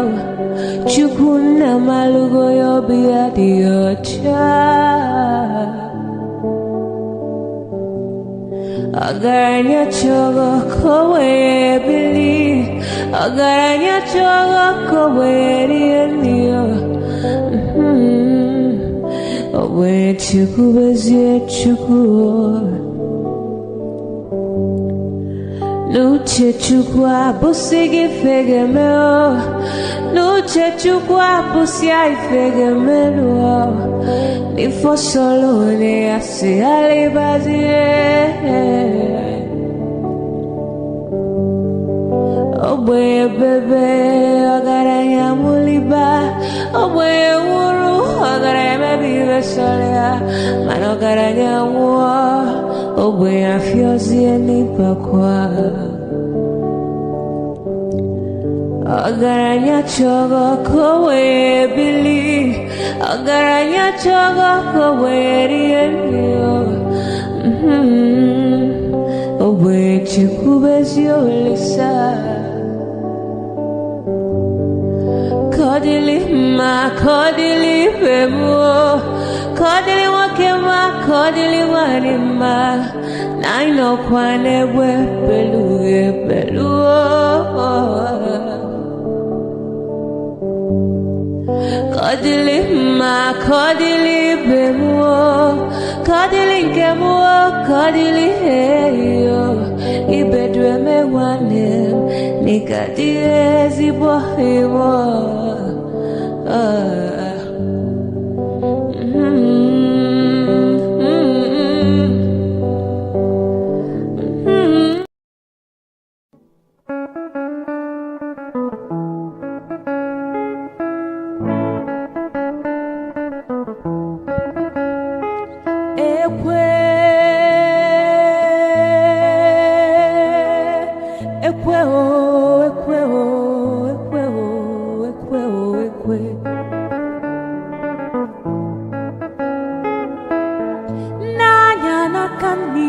Wewe kona bia nanya na kebe ne wewe kona bia ebem jelu weje gwanu mi femgeme omo agbatalu gwanu mi femgeme ejim gubo ejim.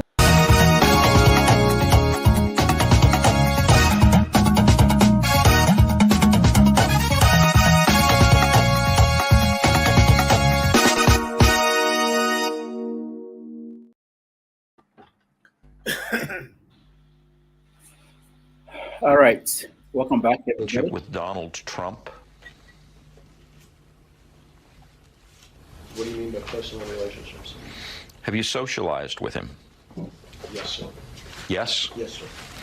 Have you ever socialized with Donald Trump in the presence of females under the age of 18? Though I'd like to answer that question, at least today, I'm going to have to assert my 5th, 6th, and 14th Amendment rights, sir. If you're innocent, why are you taking the Fifth Amendment? All right. So some of you following the political situation in America here, we tell you that analysts are beginning to say that this is looking like 1972. Not even Clinton, not even first Trump. The kind of crisis that this is looking like something that the cover-up may be more than the crime. We don't know what will happen. The House of Assembly, House of Rep, they've gone on recess and will be back in 2 months. And they'll be back in 2 months, and then we will know whether they are going to continue with this investigation. So I want to know what you think, because this is not something new. We are surprised, most analysts are surprised by the reaction of Trump to all these stories, because it was obvious that he couldn't really stop being connected to this story. Why was he saying that he had nothing to do with it, or his name was not mentioned in the files and things like that? That's a classic rookie mistake that most politicians of today, they don't make that kind of mistake anymore. But anyway, let's hear from, I'm waiting for, my people are not here. I really want to hear from people who supported Trump, to know whether they are surprised at the level of sophistication of his presidency dealing with a major crisis like this. Mr. James. Frankly speaking, I don't follow American stories. Kindly skip you. Yeah, certainly. I'm not used to. I'm not concerned with African affairs. But let me ask you, because it has implications beyond America. In Gambia, is it not in the news in the Gambia? I cannot say, because I don't interact with members of the public because of the nature of work I do. I'm talking about the newspaper. Don't they have newspapers? Is it not all news on TV? Don't they mention America? I don't read their newspapers, because all the news in their newspapers are still news. The country is so tiny. Whatever is happening at one end of the country, it's just a matter of 1 hour, you hear it at the other end. So they publish still news. That's why the newspaper business is not moving well. And the social media has made things very bad for the traditional newspapers. So, and because of the way I live, due to the nature of my work, I have very little to do with them in town. They're from my home at 6:30 a.m. or thereabout. I come to my place of work and I return around 8 p.m. in the night. When I leave here now, I'm going back home. So that is how I live in the country. Okay. All right. Thank you. Thank you so much. Yeah, thank you.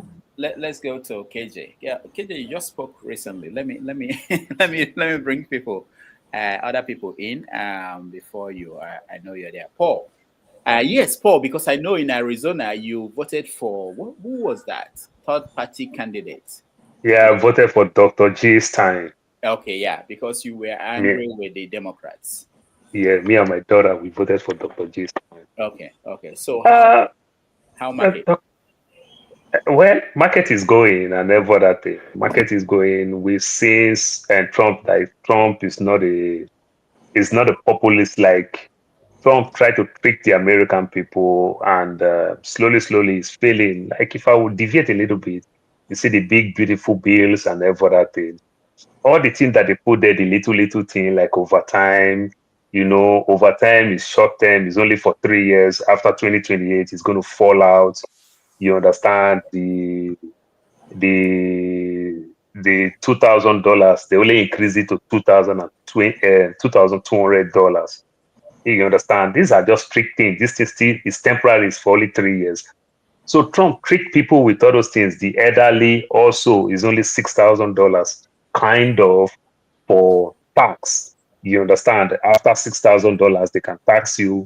You know, so these are all the trick thing and every other thing Trump play. But I'm so shocked when this is the Epstein thing. He played a rookie game and every other thing, and you know, it started with fight with the Elon Musk and every other thing. For me, I just think that the Republican, they've been saying it in many quarters. Good percentage of them, they are scared. And Trump have used this primary thing to threaten so many of his Republicans during the big, beautiful bill. So some of them too, behind the scene, they are also pushing. They are trying to gather this courage to say, I think let's overflow this thing. It's time for this man to go. You know, because the control is too much. And if they leave Trump like that, Democrats is at his weakest level. Till now, Democrats is still losing from the opinion poll. If they leave Trump, even if Trump leave power, Trump will still have that command to still threaten people. So these are the things. So behind the scene, I think Republicans themselves, they are pushing people too, so that just to escalate this thing more and more and more. If he can pass, like you said, the Johnson and every other thing, then another thing might come out of it. If not, these things don't really mean much as we can think. But Trump itself never managed it very well. Thinking this damage control, oh, Obama, oh, this, oh, that, oh, this, trying to distract people. The distract is making people get mad and every other thing. So that's just, apart from one person that is just very weak, it's just Speaker Mike. Because the speaker is just feeling that if they didn't do what they needed to do, it will come back and hurt him. So the speaker is just trying to play safe in his own head. That is just what is going on. And I hope they manage it, because I won't lie to you anytime, any day. Trump is never a good leader. From the big, beautiful bill, he's never a good leader. He also represents the 1% of the 1%. He never respects the people. And Doctor, what makes me laugh enough, look, people must understand very well. The Republican state are the poorest state in this country. You understand? And when we talk the Republican state, this is where you see white poor people that have lived all their life on food stamp, Medicaid, Medicare, things like that. These are people who benefit a lot. So when all these things will come and affect them, though the big, beautiful bill, they don't really affect for midterm. But after midterm, that's when people start discovering they started losing their health insurance. They started losing so many things. That's where they will know clearly that Trump is a scam. He never represents the people. All right. That's my take for now. Thank you, Paul. Ike, on your beautiful island, I'm not sure, do you guys hear about Trump and about the big United States of America? Or is it not covered? Well, the people of the island are more interested in the tourists that are coming to, improve the economy of the island. We don't play international politics, right? But as for me, Mr. Paul here and KJ can bear me witness. I've always known that Trump is a scam. I didn't just start saying it from today. And he's a man of distraction. So everybody I know from beginning that he's a scam and he's a man of distraction. And Americans are buying into it, and they bought into it, and they won election, right? Even though we know that everything he says are fake. 95% of everything he says is fake. So, but this is what the Americans want, and they got what they wanted. So about the Epstein file, I said it here last week. Who is going to bear the cat about the Epstein file? The people that are talking about the Epstein file, their names are in the file. So who is really going to bring out that file? Because this American politics of Epstein file. I didn't begin to hear Epstein file from today. So the people that are shouting at the House of Rep or the Senate now, everybody, more than 75% of them, their name is in Epstein file. So who is going to bear that card? Who is going to make that file public, right? And who is going to tell me that Trump is not in the Epstein file? If Trump is not there, who is there? Me or Dr. Rudolph or KJ is in the Epstein file? If he's not there in the Epstein file, so is it me that is there? So, but all these things is, this, I call it the distraction. Look at the explanation Paul gave. Because these are the real problem in America. It's not in this Epstein file. Because by the time the midterm come, like Paul was saying, I think like the greatest undoing what is going on in American politics right now is that the Democrats they have no liver. That is they don't have a future. They don't know where to run to. They don't know who to go to. So like Paul said, he is taking advantage of it. And you know what he did before he won the election? He threatened everybody. And whenever he threatens you, you are forced to do what you don't want to do.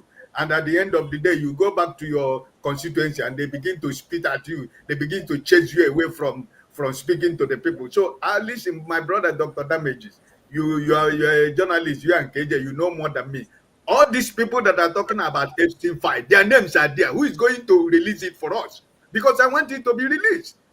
I want it to be released because if it is released, at least all of us can rest. We can actually know the people and what they did. But I'm one of those people that believe that they will talk about this until midterm, until the other time we talk about it, and maybe Democrats will come again in power. They talk about the Epstein file. If they bring about the Epstein file again, they remember somebody of a Democrat who is his name is in the Epstein file. You will see somebody of another Democrat opposing the release of Epstein file.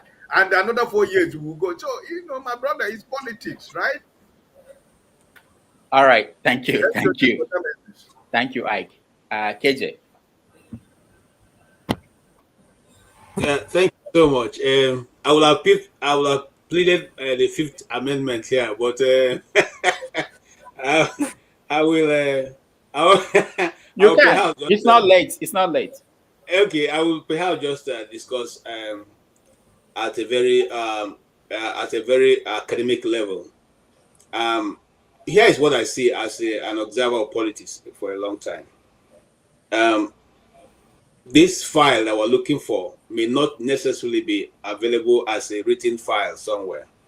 It could be just an attendance list. When you check into a hotel, you have somebody who takes care of who comes in and who goes out. It may just be that way. It's possible that just like Bro Ike have said, it has names of people we can never imagine. And if you have those names, both players also have their names in it. So it's not only going to do damage to the Republicans, it do damage to both Republicans and Democrats, and even the princes and kings and queens of this world. That's what I believe. And so the pressure on the man at the top of affairs now is not only coming from within, it's also coming from without. And so pressure is coming, and to your ability to hold on to it and manage it is what is probably going to be a very turning point in the political history of these files. Now, having said that, I also want to believe that it is not a distraction, but the issues of the Obama and all that, I have always known what is being said here now. I've always known that it was not real, but at that time we were discussing it, people didn't think it was so. So I'm not going to talk much about that because, like I said, much earlier when we started these discussions, that these are man-made stuff. Why it's coming at this point together with this one now is what beats me. But I like, people say you always bring in something quickly to try to divert attention. That's been the political maneuvers that since we know politics in the world. And so at the end of it, it's not going to be, we're not going to go get anywhere with it, But here is my own take as a watcher. I want to align myself with people like Joe Rogan, who is also on the fact that these things, whether they are just names of people who you got at the gate or not, release them. I want to align myself with people like Tucker Carlson, who are saying, no, you can't tell us that now there's nothing available. Those things have to be, one way or the other, be made public. I want to align myself with all those podcasters who were able to support the campaign and who are now saying, no, you promised this, so something has to come out. But to be fair also to him, he has said, okay, the ones that are available that we know that is available, which is the positions with the court, release that one Okay, let that be made available. But it's the judges now. Obama appointed judges. Wait. KJ, hold on. Because this is you are repeating right-wing propaganda out there. No. I'm not. Wait. You're saying that there's a file with the FBI. Okay, it's been there for a long time. Remember, Trump forgot that this whole thing started under him when he was president. That was when the guy was arrested. So the FBI, 2019. Yeah, headed by his own appointee, Trump's own appointee, they opened the file on this guy. Not yeah. So wait, let me finish. Okay. So they opened this file. They tried the man, sentenced the man. The file is there. It has everything about him. Now Trump promised that he was going to make the file public. Now Trump is saying, "Oh, go to the court and let the court release grand jury transcripts," which he knows that the court will not do. That's a minor part of the file. In the file are all these things you're talking about. Who flew in the plane? Who was there with him? The pictures taken in his island. Things like that. They're in the file. Trump can order them to be released today, and they will be released today. He doesn't have to go to the courts. So that you see, you are still reiterating what you are moving. No. What you did now is that to say that Trump told the courts to release something, which is a minor, less than 1% of 1%. What they take to the court to go? What FBI take to the court to go defend? Okay, let me explain it very well. It's like I have an issue now. I was tried in court, and there's a big file on me, and you have the right to release my file. You say no. Let's release what is. No, Rudolph. Let me even correct that. What Trump told the court to release are the grand jury minutes. I know. And the grand jury minutes, it's only the prosecution that goes before the grand jury and says whatever the hell they want to say. There's no defense. So it's not like he went to trial. All right. I hope this not you're not trying to the question of trying to kill a mockingbird. I have no part here. Okay, let it begin. Let it begin. That's where I am. It's for news media people. It's a lot of news. It's a circle that you want to dive into because every day you have something to say. Okay, so whether we like it or not, is something that every reporter, every newsman out there wants to jump at. So I will not be the one to take away their phone. We are waiting for it to go ahead. Let them kick it up. You think my father's name will be there? So what do I got to hide? I don't have nothing to hide. I'm one miserable guy from one eastern part of Nigeria. What do I have to hide from there? You see, there are many things I need to discuss and think about. I don't have any. No, I understand. I'm just saying. Go ahead. Please let them release whatever they can release out there. I have no interest to protect Rudolph. Look at me. This is all I have. I'm not even like you have to die tomorrow and think maybe my private planes will be out there. So people, no. I have no such thing. Okay, and I don't have any desire to own a private plane. That's me. I have no. KJ, don't deny. KJ, you don't support, deny now. KJ, you don't support deny. Trump. Pen Bondi already told Trump since March of this year that your name is there. Pen Bondi already told Trump, advised Trump since March of this year that. That's speculation. No, forget that. That's speculation. Okay, it's speculation. I'm quoting, just like Rudolph said now, I'm quoting right-wing media. No, that's also left-wing media talk. So don't bring it up. But KJ, the FBI footage plus video recording might be scared. Maybe they are doing something dirty. We're talking not only on the aircraft, video recording, pictures, everything. Trump know what he did there. All right. Let his left wing. All right. Let the you see, there's something we say in theater. Okay, let the game begin. Let it begin. Let's run. Okay. Thank you, KJ. KJ, just so I'll clear this up. Wall Street Journal, the people that reported that Bondi told Trump in May, it's not a right-wing media. It's a conservative media. So Trump is now adding everybody, all the media now in the country. They're all left-wing media. It's conservative media. It's not left-wing. So. No. Rudolph, and for anybody who cares, if you want to know where I actually, I've given media that I listen to here. But one of the ones I hold very dear to, which they bomb both sides, okay, is called Redacted. there are two CNN. They used to work at CNN, and now they are doing onto their own distance. So they are, for me, they are more fairer. They criticize both sides for anybody who cares to listen. And then if you go to Devon also have given us a platform where you can go. They report news both from the left and the right, and they try to tell you where they meet. They report, where they meet. So some of these things you can easily verify who's writing to what media. But for me, someone like Joe Rogan doesn't have anybody, he fears nobody. He says it the way it is. Whether I like it or not, that's his opinion. And I think he's a fairer guy for me if you want to judge. He doesn't. Are you not surprised that people like Tucker is saying that this thing must be released? KJ, your time is up. Oh, your time is up. Thank you. KJ, your time is up. Thank you, KJ. Igbo Basics, welcome to the show. Nice to have you back. We're talking about Trump and Doctor, please, first of all, Igbo Basic, good morning, sir. It's been a long time, sir. So Igbo Basics. So we're talking about Trump, what he's going through, and how that might impact his agenda, and how he might take some other actions to distract us. Because what is happening, we've seen it. We talked about Obama. They threw in the Obama thing to distract from the major issue. He might do other things. He might go to war. He might trigger anything he wants if it becomes serious. Because right now, the members of his own party are saying, we want this. This is the first time it has happened. When Clinton was in trouble, Democrats protected him. When Trump was in trouble the first time, Republicans protected him. But now they are saying we want this out, and Trump knows what's in there. He's afraid of that thing coming out, and he's trying to stop it. All right, Wayne, Igbo Basics. You're muted. We can't hear you.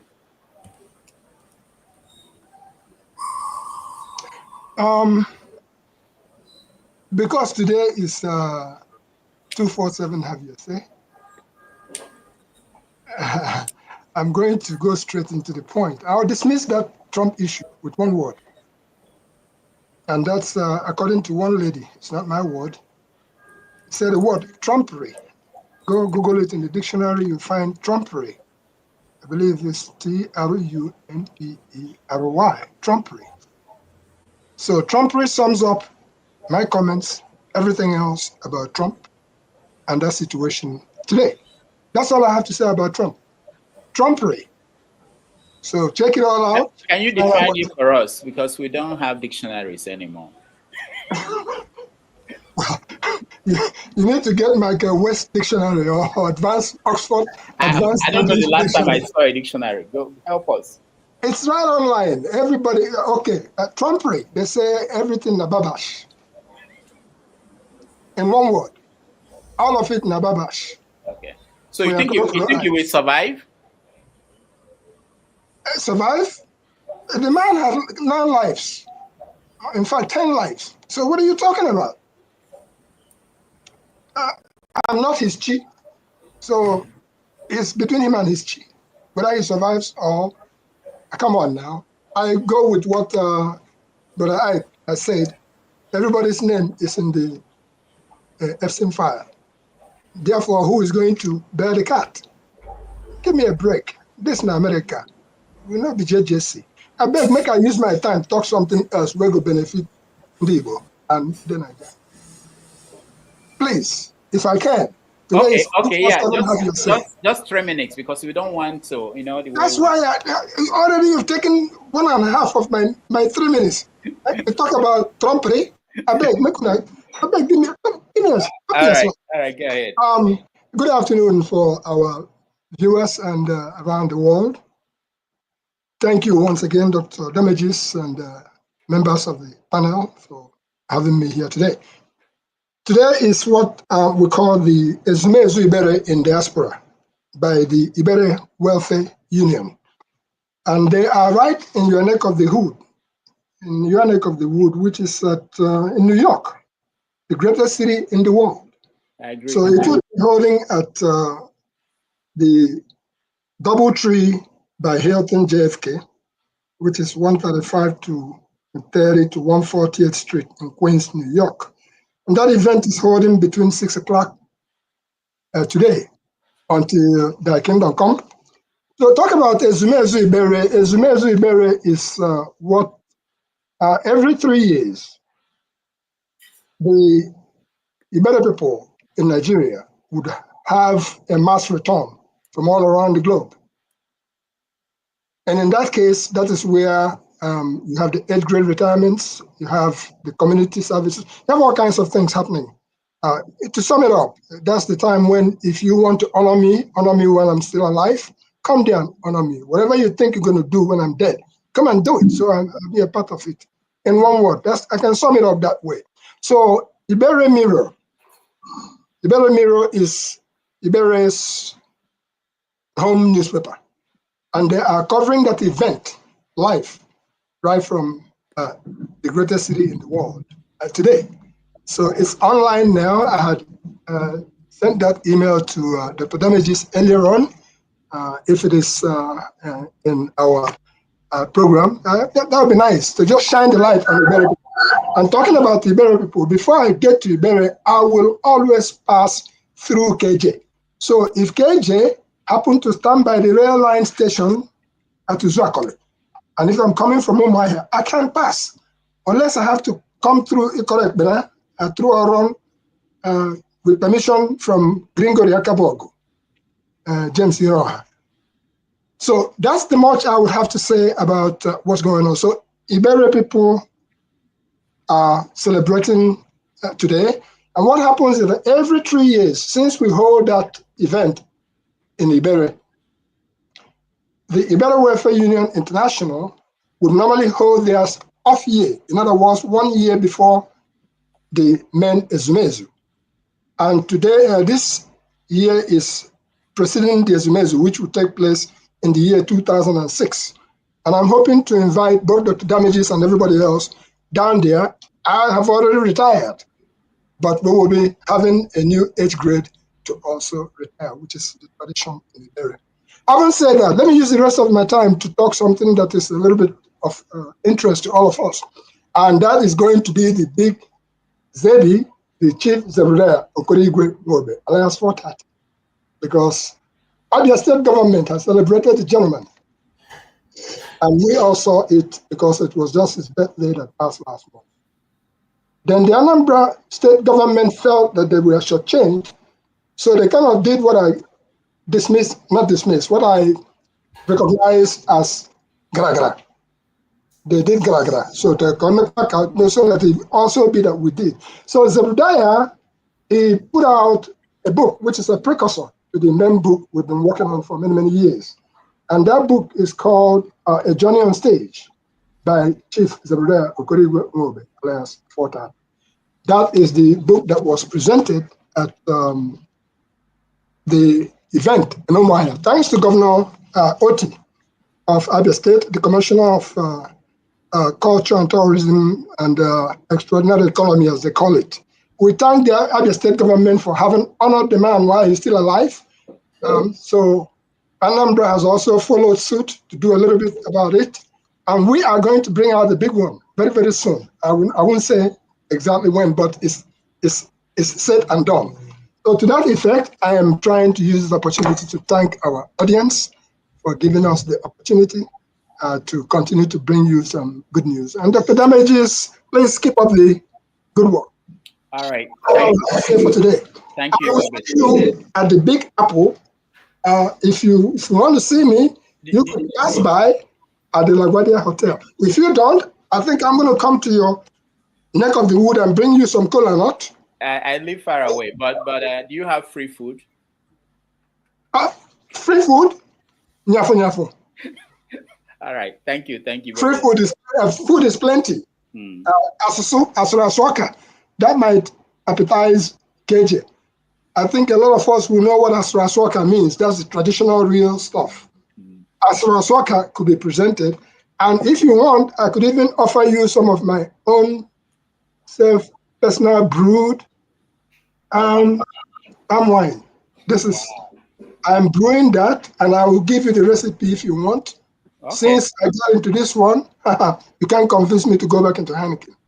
One thing you work a governor or Jews or Kalu, the chief man, is he going to be in New York? Your governor, your former governor. My brother, let me answer you this way. Nigeria is Nigeria. Ojikal is my brother, any day, anytime. Okay. And as far as Igbo land is concerned, Abacha Sagwamal, on our bank here, he is running his own race. He's doing whatever he can as far as a politician is concerned. Me, I not be politician, but all the same, make you take and make you get them with others who are doing whatever they're doing, including, oh, by the way, hopeless Uzodema. Including them, so weigh all and all whatnot, and you see where Ojikalu ranks.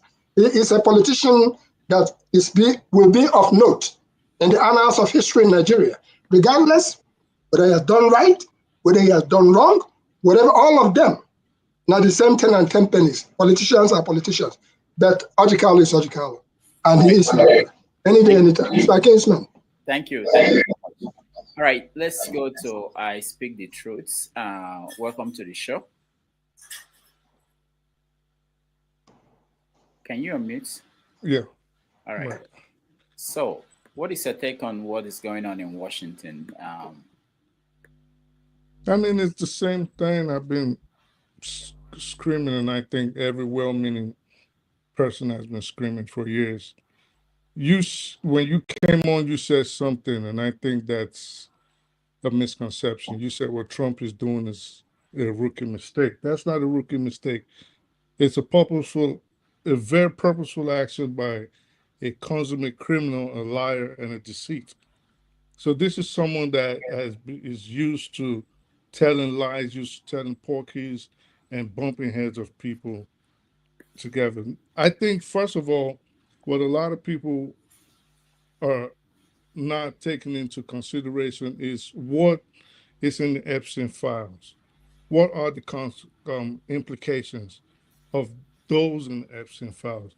Now, if you're in the Epstein files, as far as we know, what Epstein what he was charged for and what he ended up supposedly taking his life for, and which an associate of his, Ghislaine Maxwell, is presently doing 20 years in federal prison for, are abuses against children.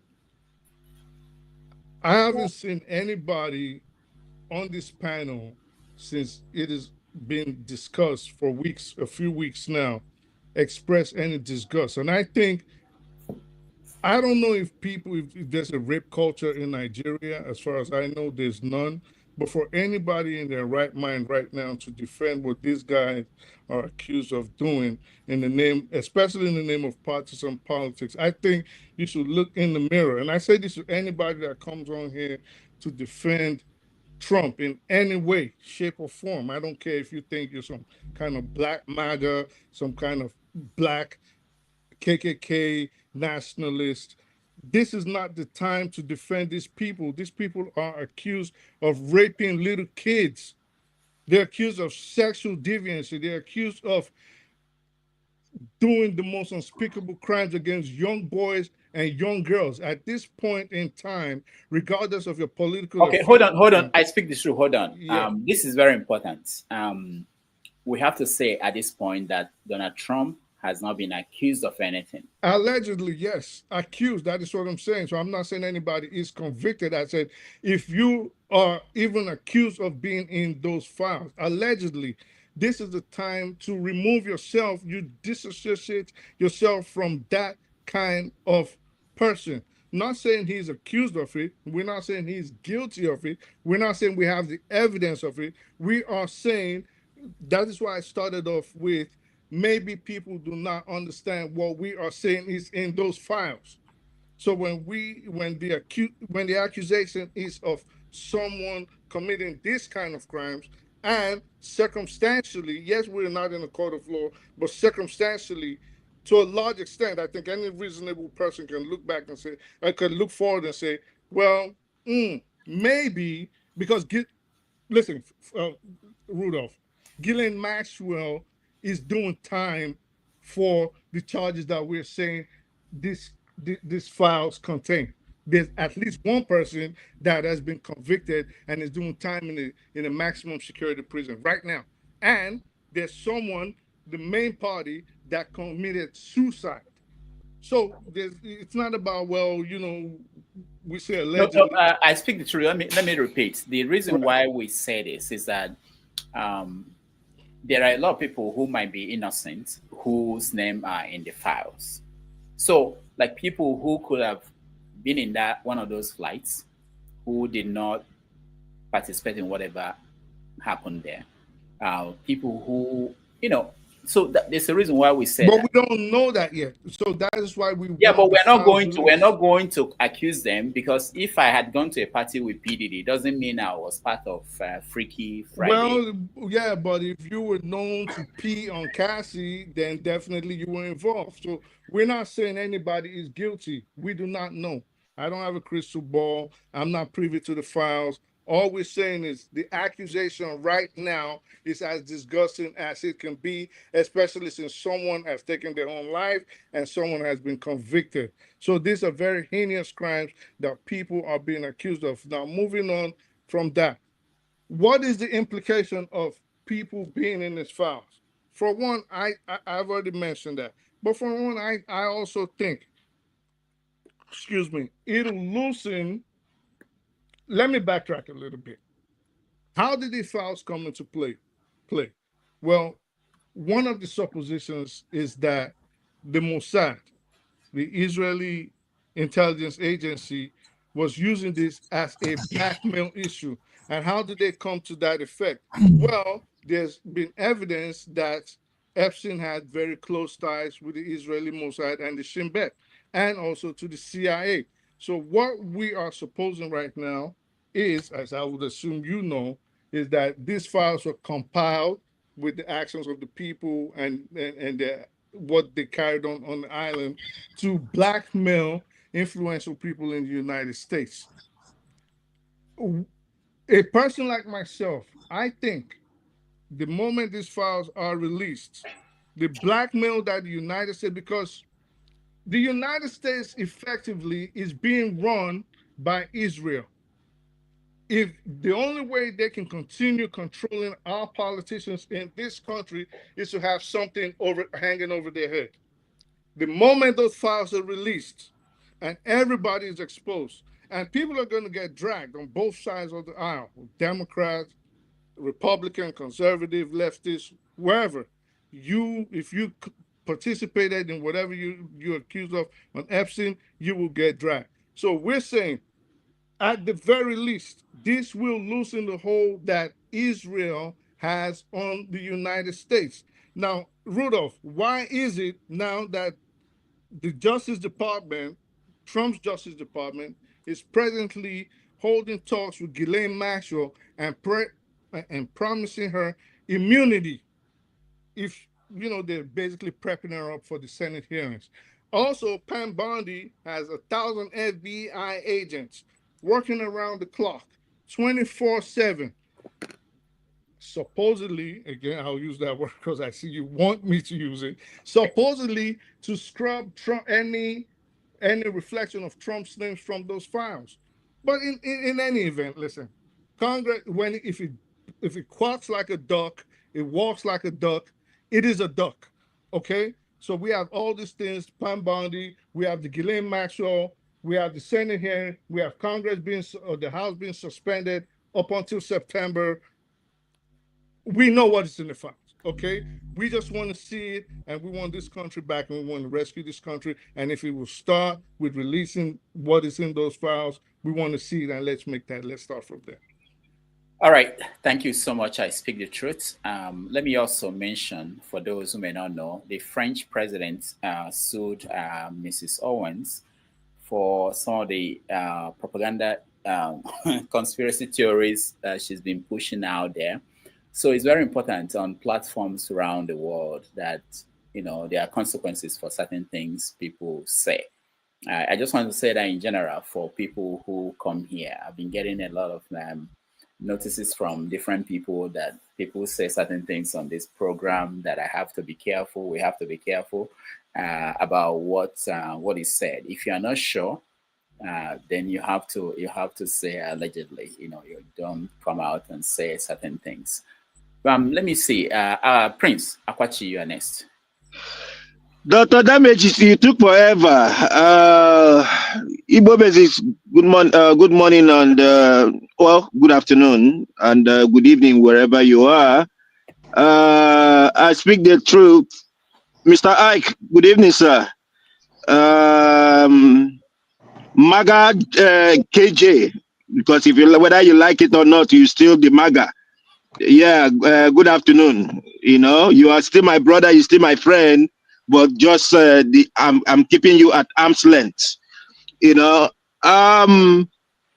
the truth about this whole saga of a thing is a simple thing.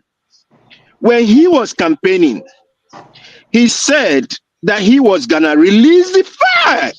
The file is already out. It's already out.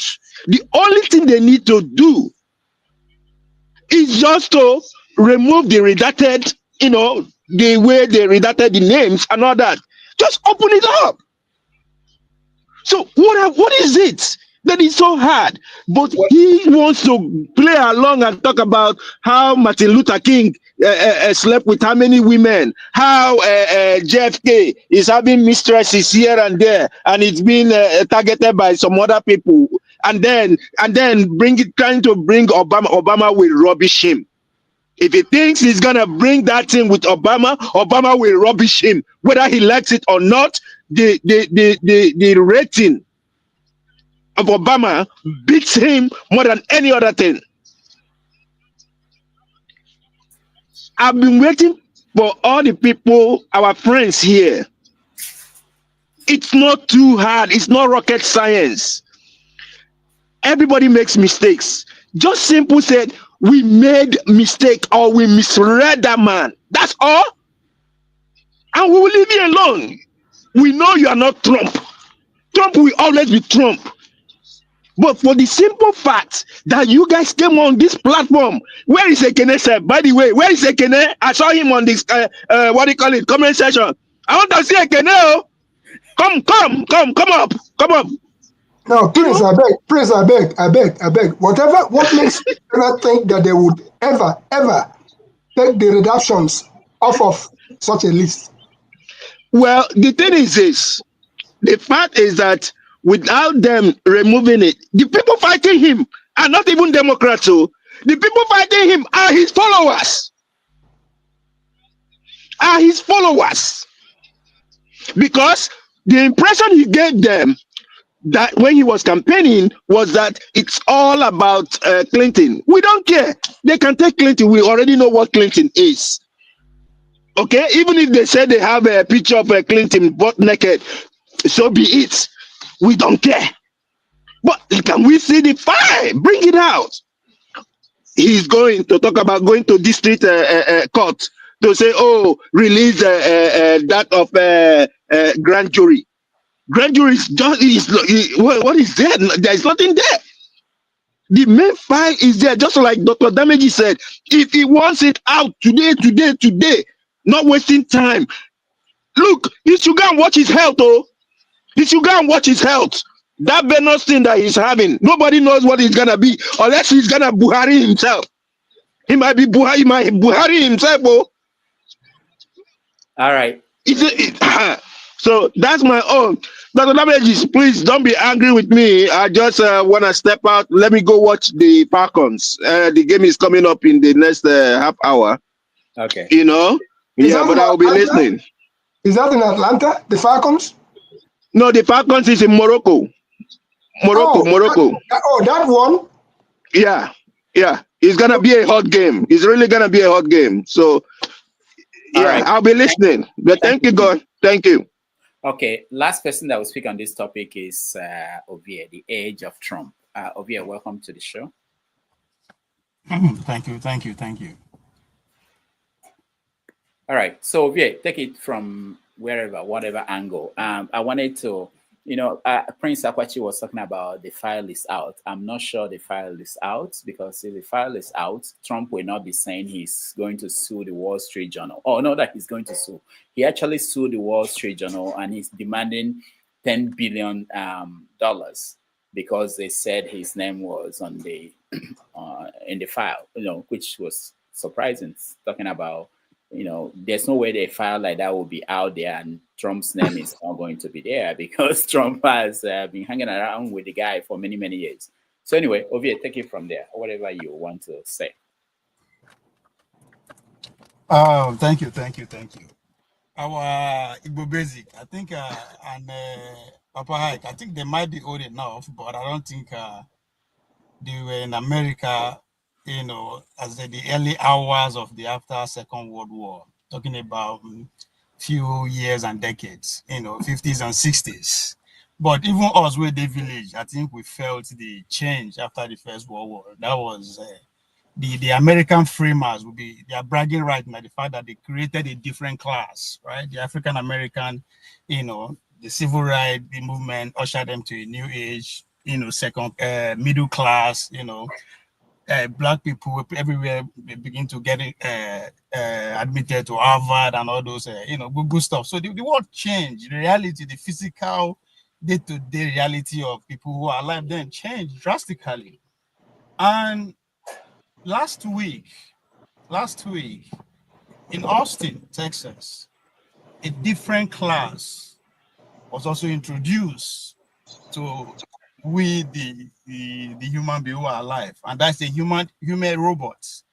As we walk out on the street, you see robots help the walk out on the street. Just as you go to drive in Austin, if you drive, before you pass 1, 2, 3, 4, 5 cars, you will see 1, 2, 3 cars autonomous. They are doing their own things. So you see robots. So you go say you see robots for your office, for your kitchen, for you do regular things that we all do.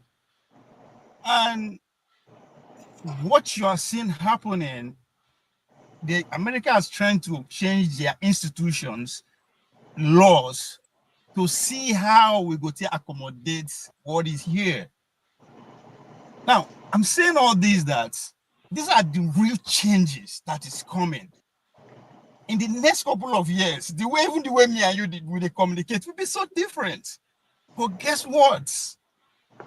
Back home, everybody's fighting for power, just like Bob Marley will say, right? They're fighting for power, but they don't know the hour. We don't understand. We think about Trump. We are not going to see any list maybe till the next 50 or 60 years. If there's anything like that, I'm not saying just now, but we're not going to see it. All these things is happening at the same time, but drastic changes is happening. Right? So still, we still don't understand that Trump is meant for this moment. I might be young or never today. People with the old are way they watch. When was the last time, or there's any president at all in the history of humankind that 24/7 this man is sit down at least 30 to 1 hour they talk to media every day? That's never happened before. Why? Because he's been in the media for the past 40 years, so he's fit for this moment. So all these things, Trump will come and go, and still the drastic change will still be here. I'm saying all this to say all these things with media, especially the mainstream media, that are forcing on our head, has nothing to do with us. It's not a distraction. So I always talk, if all you get about how you understand things or what is from mainstream media and television, you have no clue how the world works. So I really don't, all these estimates. Ovie, show us, tell us where you are getting your information so that we become as wise as you are. Read books. I don't think there's no day I come, I don't recommend books.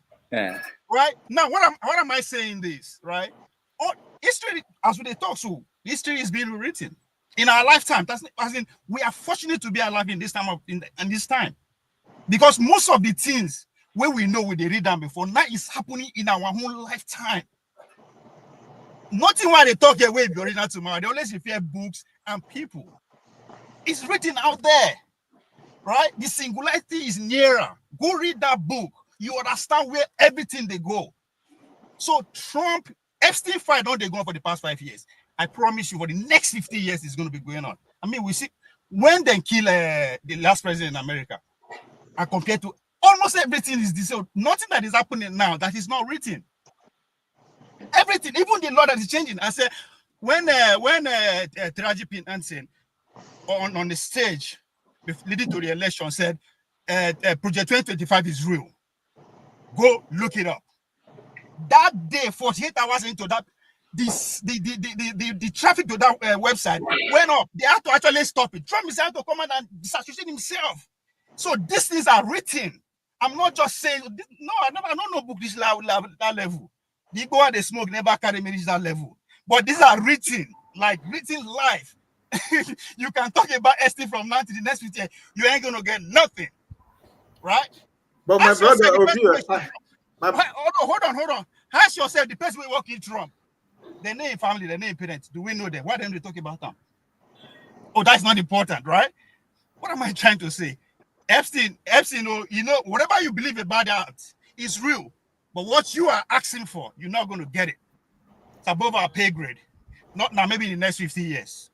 Okay, Ovie, I have a question for you. Sorry, because you mentioned Project 2025. I think Yes. all of us was in this platform before the election. Yes. Trump was denying Project 2025. Republicans were denying Project 2025. The whole people who were supporting Trump were denying there is nothing like 2025. But actually, we know that there is something like that, right? So that's what you are confirming, for example. So my question on the Epstein file, even though knowing all these things, all this analysis you have given us, if you are to say that right now, will you want the Epstein file to be released or not? Does that change anything? How does that change the fact that I'm about to lose my job to a robot? Or my grandchild, not even my own lifetime, our grandchildren now. Forget about us for now, because it might not win, and it's conspiracy for now, Abi. But in generation to come, how does that affect that? I am not disputing it, but I'm saying that it's above our pay grade. These people don't see. If we say, let's talk about political competition now. Democrats have 4 or 5 years to weaponize it. They couldn't. So now people with the power, now I'm going to use and weaponize themselves. Let's think. That man where they say so. Hold on. That man where they say so. Now billions bring and come interest. Those ones, what do you think they're going to? Come on, man. We should be smarter. We are smarter than this. Go ahead. When you say this thing is above our pay grade, the only reason why we are talking about Epstein files today, why it's important, is because some people, Republicans, right-wingers, MAGA members, decided that we are not going to let them get away with this. That's it. Okay. That's it. It's not about Dr. Damaji. Hold on now. I have not finished my question now. He hasn't finished yet because I have a question for you on the robots. Yeah, you are making it look like we don't have power. I'm telling you that these are few individuals that decided that we are not going to let even our own leader get away with this, that we want answers. And that is forcing them to do something. Then you're creating the impression that this is above our pay grade. We can't change anything. You understand what I'm saying? And then when you talk about our jobs, hold on now. You are going too far. Go ahead. The same people who are making law. No be here, me and you, they pass law. Say a city president can do and undo, and not if it happen to Ram. No be me and you day here a couple of days ago. No be years. Is that a conspiracy theory?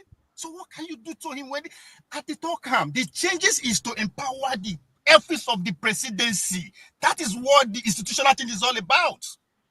They passed the law. This is not me saying it. We talked about it here. That is a sitting president. Whatever you do, say clean slate. The same people. So, I mean, come on now, Dr. So, Ovie, please. To me, Ovie, they say immigrants come, immigrants go, America go remain. In this case, robots are coming, or robots are already here.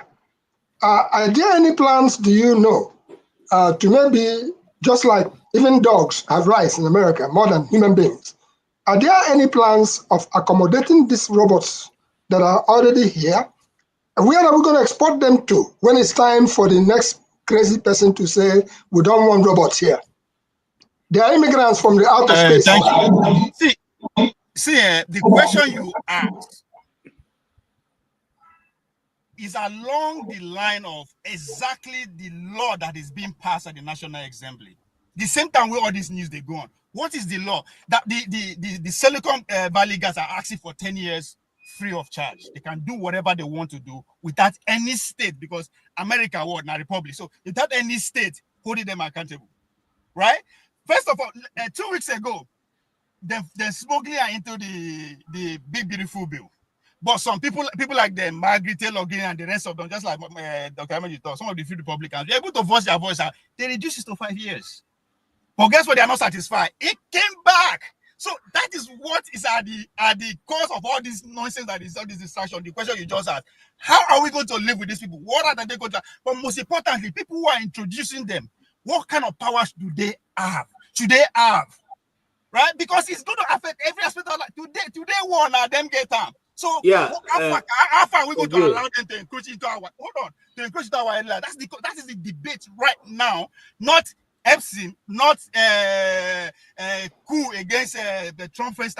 No, that's exactly the question that you just asked. That is the debate among the stakeholder community, nation, worldwide. You understand? That's why if you pay attention, Trump is going hard, even on trade with the European nation, because their laws, their regulation is fucking too much. And one of the bragging rights of Donald Trump is that he is here to lessen regulation. Last week, there's a whole convention that happened about AI and the race to dominate AI. Listen to each speech from Donald Trump to the last one of them. How we have to win this race by any necessary. Now, if here they always tell, did they say this one way they thought say Russia, this one go win, this one go win. You are preparing the ground for what the few people want. As soon as the general people of the public buy into the idea, they will go to war. So that's exactly what they are doing now. We must win the race, we must win the race, we must win the race, we must win the race. Even though they are winning the race, but we must win the race. Why? More money, more power, more power, more power. So all those things, these are the real things that is going on, the real debate, not what's the mainstream media. Just like I think it's sorry, Gobis, I think it's Gobis that I said that people who are in that list now don't get the media. People will get the media. They're on that list. We have to go. Thank you. We have less than 20 minutes. I've been raising mine for a bit now. I just want to say. No, hold on. I see Flagship is here to weigh in on this topic, but I was waiting for Flagship. I'll give him 2 minutes. I want to know his opinion, whether anything has changed, whether he's disappointed or he's impressed by how Trump is.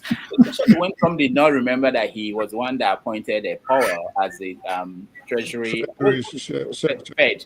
He did remember. They are the only, he's the third president in history to actually visit do that same thing. So no. Okay, what are you talking about? Okay, what are you talking about? The man did not remember that he appointed Powell, the chairman of the Fed. Oh my! Are you serious? Like you really you go buy that one? You actually buy it? Okay, let me find the video. Hold on, okay, keep quiet. Let me find you. No be video you did. No, I'm saying. I am not saying did not said it. What are you saying then? Did you smoke before coming here today? That he did. Hold on. You say he did. Hold on now. That is what played out. That's what they showed us. I am asking you as a grown rational man, do you believe that? It's a question. If you believe that, fine. Is that what played out? Yes, but did you believe it? It's a question. I beg, Flagship is here. Do you believe that he actually forgot? I'm not saying. Okay. I wanted us to do a rant after Flagship, but Flagship, hold on, okay, because I want the people watching to also have an opportunity to see this. I don't know whether Ovie comes here sometimes. You don't want to believe what you are hearing, and you want to. I was surprised he was appointed. I was surprised, frankly, that Biden put him in and extended him, but they did. It is my pleasure and my honor to announce my nomination of Jerome Powell to be the next chairman of the Federal Reserve. Congratulations, Jim. It's just.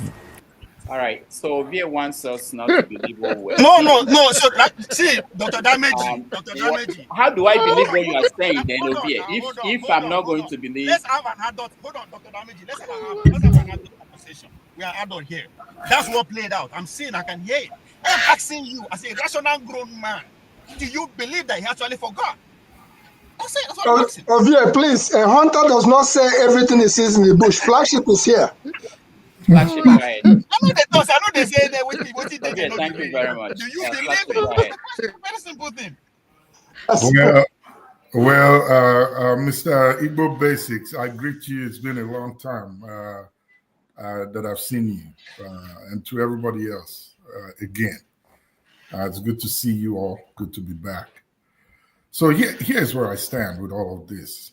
My focus and concern, as it is right now, is on what is truly going on in our communities, our societies, our nations, and how it affects us today and our children that we have and their tomorrow.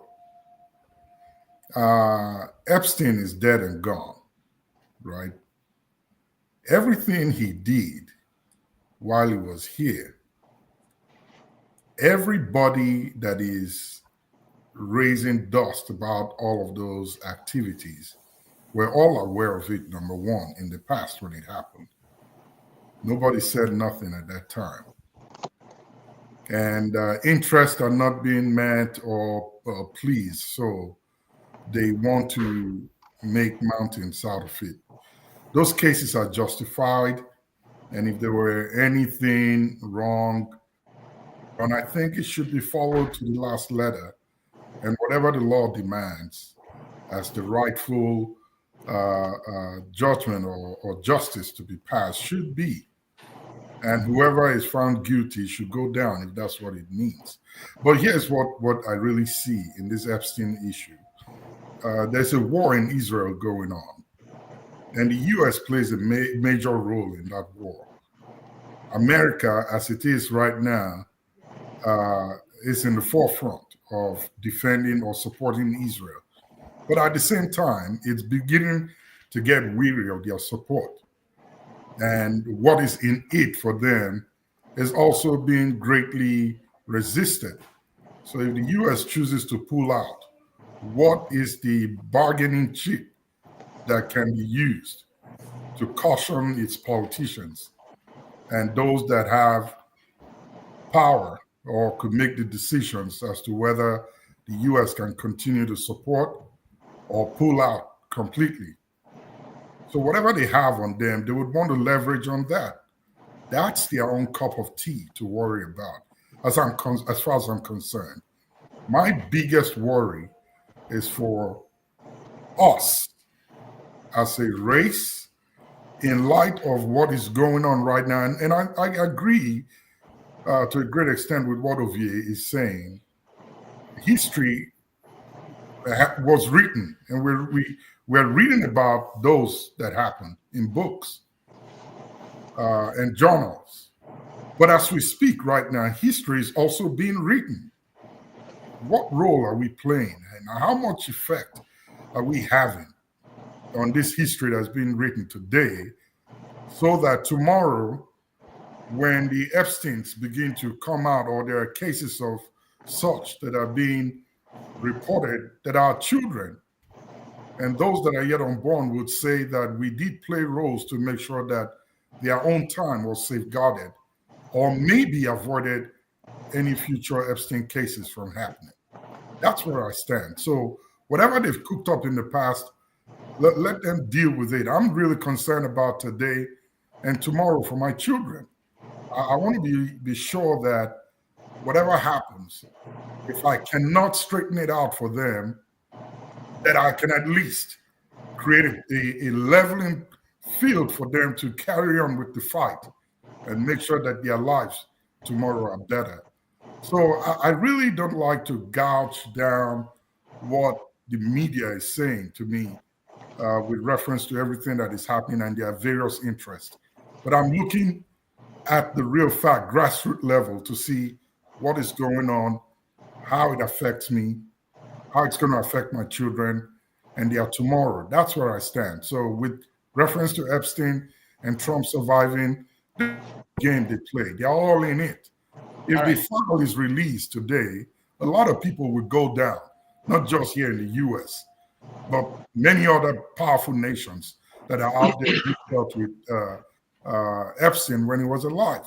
So I end with this same statement or sentiment that is shared by a few. If there is a file of that nature, it will not be released. You and I will never get a full glimpse of what it really is in its true picture. So let's not knock our head on what America and those in the 1% did or are doing. Let's focus on how we can effect change for ourselves. Yeah, Dr. Damages, I have a question for Flagship. I have a question for Flagship. Please, no. We don't have time. I want us to have 1 minute each to rant, because we have to go to the next program in 10 minutes. So I'll give everybody 2 minutes. So think about what you're going to say. My concern is this: pictures coming out of Gaza. I do not believe, if you read the history of the Second World War, if you read the history of what happened to the Jews in Europe, I couldn't believe that in this period we will live in a world where children, women and children, will be suffering, dying of hunger, in a world that there's too much food. Food is being wasted across the world. And it's normal to so many of us. We feel so helpless, so powerless.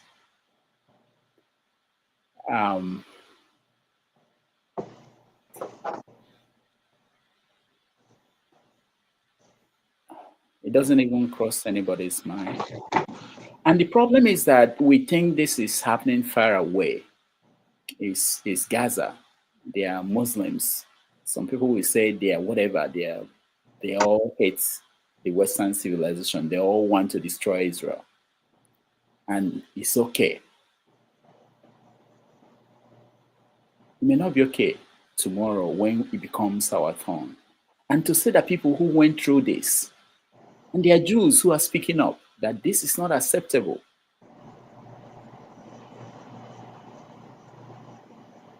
All right, that's my rant. Let's go to, let me take this off. Let's go to who is next. Let me see. KJ, start. Okay. Thank you, Dr. Rido, for hosting, and everyone present. You know, me, I've been specialist for videography and photos, so I don't want to interpret that picture. So I don't, I don't want to interpret it. But take your time and study pictures when they're posted. I want to put my mind in what is going on in Nigeria, and it is time for all of us to wake up. Let's wake up. The truth remains that the system that is set up there, we cannot surmount it if we don't come together. It does not matter who you think or what you think. The system that these guys have set up for themselves is not going to be easily surmounted by anybody, irrespective of how well, how smart, how equipped you are, because it's set up to keep them in the system, to keep their children in the system, to keep, and I speak for myself, to keep the East at exactly where they are. Because it does not make sense to me that the federal government is building another port in Lagos, and then Dangote is building another port in Ogun State. Meanwhile, Port Harcourt is there, Warri is there, Akwa Ibom is there. Cross River, that used to be the first capital of Nigeria, is there. All of these people do not have functioning ports. Meanwhile, the deepest part of Nigerian Ocean, where you don't even have to dredge it to allow ships to come in, is in this place I've mentioned. It doesn't worry anybody. It doesn't worry anybody. It's not a big deal. And if anybody talks, they say, oh, you people are just used to complaining. How then do you make development? Are we going to continuously to go around the system? We saw these things as a reason why we went to war. These things are still here, and we are older than the time we saw these things. What is the way forward? How else can we develop? Or do we keep going around the system, going around and around, and then hoping that a miracle will happen somewhere? It's time, if we really want to have a nation, we should act, or let us all divide and go our various ways. Thank you. That's my point. All right. Thank you, KJ. Ike, you're next. 2 minutes. Yeah, my rant is to the Igbo political elite and the Ohanese and the Igbo. For me, I'm not saying that every Igbo man will support Mr. Peter Obi, but I am only appealing to the Ohanese and the Igbo. I know that they say there are two factions of Ohanese and the Igbo. I am appealing to the people who are running that organization to stay away out of Nigerian politics by trying to tell us who to support in 2027. Because there is a news going around. I don't know which branch of the Ohanese said that Mr. Peter Obi should bury his ambition for 2027 and allow Bola Tinubu to continue. So my rant is based on this. All the political elite in the eastern Nigeria, I'm not saying all of you should support Mr. Peter Obi, but why are we continuously demarcating this man who God has brought from Igbo at a time like this? And for Haneze to come out in a public space and to make that declaration on Nigerian pages of newspaper, maybe we do not understand the consequences of that press statement that they made. Maybe we don't understand the weight of it. All in the name we are playing politics. But I think that it is time that the people of the eastern Nigeria should rethink and use our tongue to count our teeth and begin to know that if other regions in Nigeria can package their people and stand with their people and defend their people, what is our problem? What is our problem? So I am appealing to the so-called political elite and all these social cultural organizations you have in the Southeast and all these unceremonial chieftains, traditional rulers you have in the Southeast. Please allow us, the Ndibo, to make our choice, because you don't speak for me and you will never speak for me. Thank you, Dr. Damages. All right, thanks, Ike. Ovie, you're next. Yeah, when cottaging was invented to accelerate the production of cotton and all that, that literally shoot America to a different realm of prosperity and superpower. And waiting we get from there, they came and sap our manpower, because at that time they need man on the field. That's what is required. The Atlantic slavery, the second coming again, which is the industrialization, the industrialization of the world. What do they need? They just need our resources. They don't need our muscle again. They just need our brain. They need to educate us to be obedient slave this time around. So they send you go school, awesome school, to fit in their words. The today plantation, which is factory, classroom, laboratory, and all that. Today, as we see it, your brains have no count. You cannot even compete with the common phone way we get. So physically, you are not needed. So what do they need? They need your attention. So if you don't hear the phrase, useless generation, that's what they are talking about. And God will bless us with all aspiration to be 500 million population, whatever figure they are counting by the next 50 years. Guess what? Where are the majority of those useless generations going to concentrate? We go enrich majority of them, because you will be seeing full-grown human. You are useless, regardless of how physically educated you are, because there are things that are better than you. Now, if we catch up, if we level up, not to be that, they don't wipe us out. But how long is it going to take? So these are the changes. Most of the law that govern us in Nigeria are not set by us. Where the laboratory we discover say it no good for us for Nigeria, where they ban them. So in other words, laws that are being said by the superpower, they go force down on you, whether you like it or not. That's why we are where we are. So when we say we are not free, that's what we are talking about. The world as it is not divinely existed. Now laws and regulation, people ideas bring it to fruition. So Mogu did the fact that I won't be president, I won't be president of what? All right, thank you, Ovie. I speak the truth, you are next. Well, I think this is primarily for OVA, this first part, and the flagship, because they spoke about the importance of books and its influence basically on culture, world culture. And you asked a very pertinent question, you, Rudolph, and you asked Ovi, how does he consume or how does he get the news that dictates how he views things? And he said books. I think it's imperative to know that if they are still thinking of the traditional ways of gathering information and text for education in terms of history and books, that system is gradually becoming obsolete, meaning everybody on earth right now with a smartphone is basically becoming their own author and becoming their own historian. So we don't have to wait for decades or months for a book to be compiled before we can consume information. We can actually see, like what you just did with Gaza.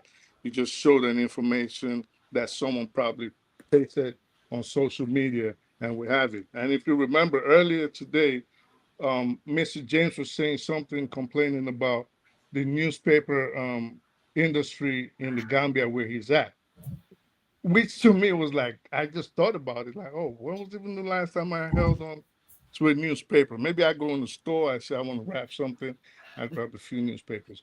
But now back to the Gaza issue. I wish KJ was on here because I wanted to see his face when I told him, or when I tell him that, you know, at some point you got to look in the mirror and admit to yourself who you really are. You look in the mirror and tell yourself, I am this heartless person that I'm looking at. And I looked in the comments, I see someone already used that term. And that was one of the terms I know that Eccentric has already used that term, honor. How can you look at Gaza with people starving today, and you see all the malnourished people, and 500,000 people have died in Gaza right now, and at least 1,000 people die every day of hunger. And you look at that picture and you come on here, and the first thing you tell us is, I am a photography expert. Basically insinuating without saying it that, oh, these pictures might have been doctored. Nobody in their right mind will say that. And this is why, for example, we want those Epstein files released. Rudolph, please give me a minute. And this is why we want the Epstein files released. And why do we want it to be released? America is supposedly the most conscientious government on the planet today. Under normal circumstances, the United States will not let what is happening in Gaza happen. But because these people have something over the heads of the U.S. congressmen, they let it happen. Even to the point that a wanted war criminal in Benjamin Netanyahu comes to Congress, and in an hour, the congressmen applaud him over 100 times when he should be locked up and sent to The Hague. So this is the reasons why we want something like the Epstein files released. And thank you. I speak the truth. Igbo Basics. 2 minutes, please. All right, since it's my time to rant, I will just go straight into what I wanted to speak with as flagship out of Atlanta. Since they say we had a column that we used to have in Igbo Basics when we were publishing regularly, and that word was out of the mouth of Dr. Moro Ene Ebeda. That column was titled Abiakola Hozo. They don't come again. In other words, whatever we're talking about, Abiakola Hozo.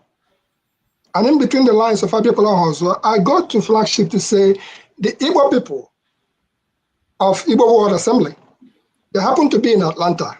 I believe you're in Atlanta, a place called the Igbo Landing, where over 500 Igbo people are drowned, and that was on the basis of, instead of remaining in slavery, that they would rather die and head back to where they came from. So the Igbo people are in that place, the Igbo Landing, this year, holding the annual Igbo World Festival of Culture and Arts. I know that Mazi Ezeoke happened to be there. I have seen Charles Onyemba in that place. I have seen Dr. Nwachukwu Anakwenze, who was a former presidential candidate under PDP in the last dispensation, and a bunch of other people, and Ezendi and Aderi. Well, they're all there. So I don't know whether you happen to have an idea that they're there. And even based on the fact that we pride ourselves as having so much, being captains of industry as Ndibo, and addressing Ndibo in this case, in which case a piece of property there in that Igbo Landing was being offered for $750,000. So it is almost like a challenge. And I'm asking, if Igbos have so much to give, at the end of this year's convention, if they are not able to pay, cash, 750,000 naira, not naira, dollars, for that piece of property, so that we can become owners in that particular place, then don't come next year to come talk about how our rights have been taken away. So did you see any of our people down there at Igbo Landing or in Atlanta? Were you aware that they were there? I'm not aware, but I'm very familiar with Attorney Charles Oyerimba. He's a great uncle and someone I really respect. I'll reach out to him and get some more information. That would be great. On that note, I will conclude my rant with my Ibere Ezumezu 2025, which is taking place in New York. And it reminds me, I'm just going to weave in one small craft into this. In the year 2005, this pen that I have in my hand, it was only 25 of this pen that was produced.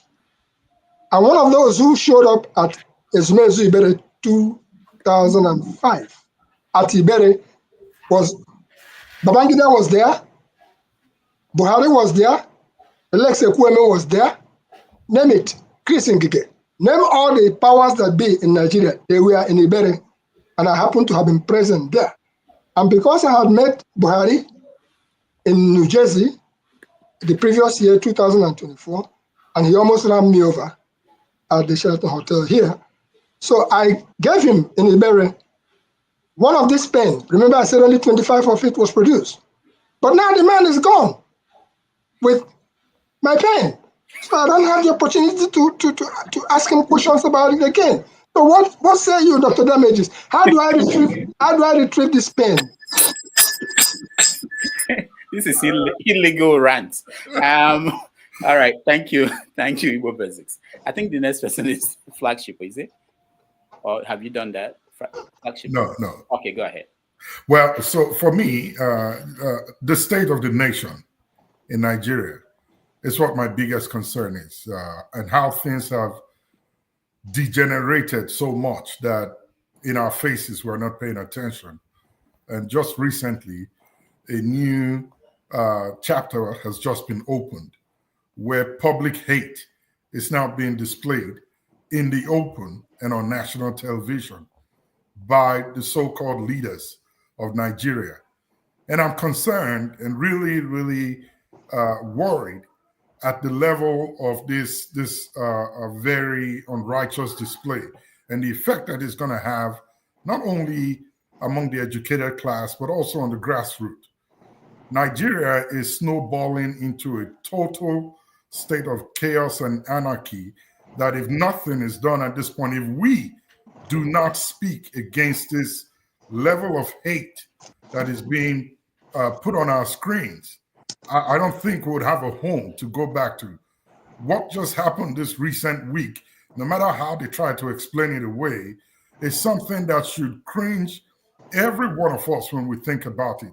That we can now, just for whatever reason, come out in the open and say without any sort of remorse or fear the kind of hate we have for each other. regardless of who it is being pushed out to. I saw a couple of videos that have followed these comments from the Edo State governor and the APC chairman in Edo State, and so many others who are coming out now to publicly voice out their hate for one another. This is something that really gives me concern. If we're thinking of a better Nigeria, I think we need to nip this thing on the bud and figure a way out to disabuse this so that we don't go back to where we've only imagined in our heads. And finally, the CDS made mention of something this week that gave me concern. I think, Rudolph, you talked about it briefly in the beginning, that as it is right now, we have about 200 non-Nigerians, 200 million non-Nigerians that are in Nigeria. That is disturbing. It means we are overpowered. We are at one-on-one right now. And changing of Charlie Boy's bus-stop name to Agbado seem to be concerning to us. Wait until your street, your town, and your villages are changed right before your eyes. Maybe if not in your time, but when the time of your children. What else do you have to preserve for our future? We are gradually being eroded by our own selves because we choose to be silent and not pay attention to this quiet killer that is amongst us.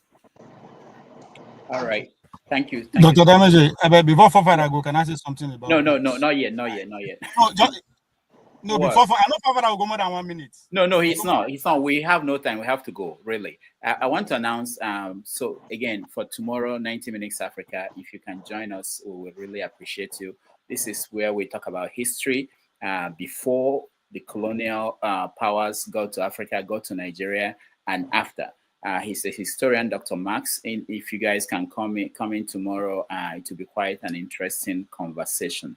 Also, I want to also announce that on the 8th of August, for those who are around New York, I will be having a conversation with Mazi Zoke. He's currently in America. So he's coming to New York on the 8th, and he will join me in a conversation. It's part of Igbo Week that they have here in New York, starting this week. So on Friday the 8th, starting next week, Friday the 8th, I will have a conversation with him at the Igbo House here in New York City. So anybody who is around here who wants to come, you can come and join us in that conversation. Now I'll bring in Ovie. Go ahead. What do you have? 30 seconds. I think look, I know mispronouncing it, was trying to criticize the idea of book. Reading books, no me say yes, the old tradition. Read newspaper, read gossip, read extensively. That is the whole point. Even though you won't get person may read them for you, like what they do about our grandparents those days in the village. Do it. Talking about books, George Orwell stayed in 1984. Right, he was concerned about book burning, how people are not reading. Then the Brave New World came out by Osley. He said, "You are worrying it. That should not be your concern." Well, yeah, I did not criticize reading books. I said the way that books are. Right. You see, that's why. This is why I don't. You guys don't understand. We want this to be sequential. If we have, hold on, everybody. If we have the rants, it will all be rants. That's why I didn't want you to speak, because it leads to us. So yeah, let me just finish what Osley said about the Brave New World. 3 years old, like. All right. In the Brave New World, I have to stop you guys. He said, "Don't worry about that. Should not be your concern. That your concern should be there's going to be a band of information in your face that trying to discover what is true or right will even be more of a headache than even reading." So that's exactly what you just put out there. Information day, yes, we know they are all, but how many of them is actually what we're supposed to be hearing? Human being has never consumed information before in our history. This is the first time, and even if you sleep, your brain still collect information. So there's danger to that. All right, so read anything readable. Thank you guys. All my degrees involve reading. Forefathers, you have a stream coming up next. Do you want to rant? Do you want to talk about what you're going to discuss? Yeah, I guess I would like to just comment on what I've heard so far, and maybe we have a next live stream that is coming up very quickly. Just to add to what they said about the Epstein files, some people are under the impression that it cannot come out because of history.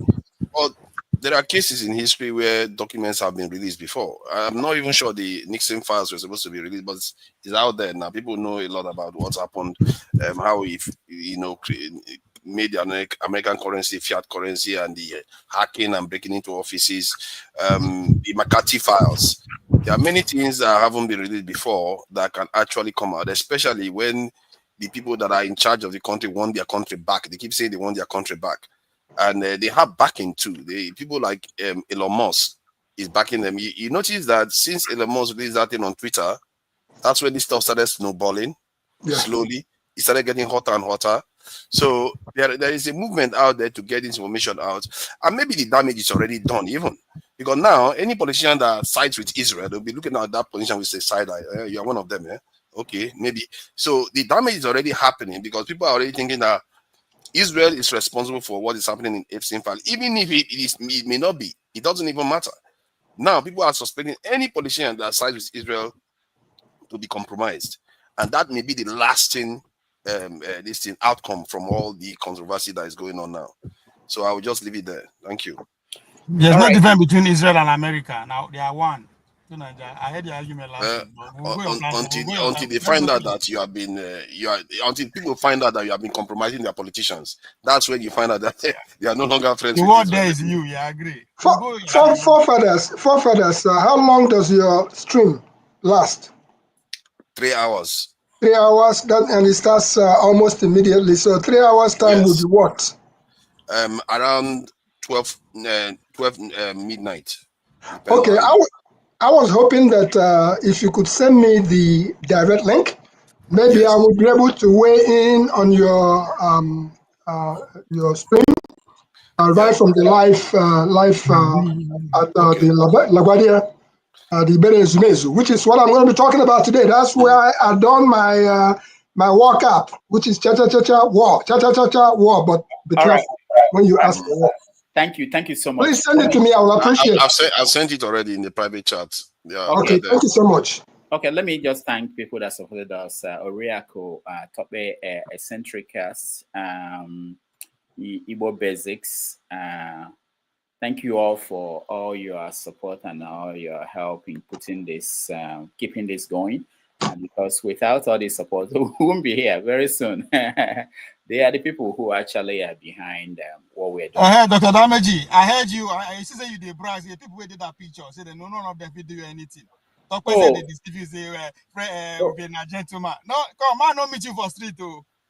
Yes, man, yes. For street.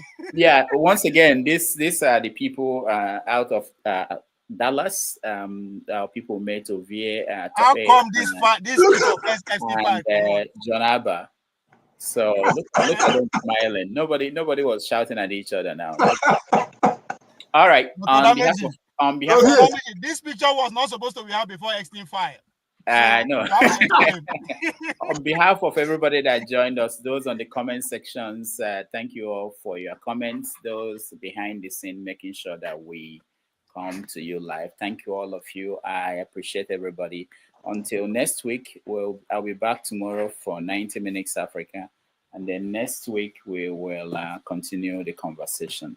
Join Forefathers for the next stream. Thank you all, and I will see you later.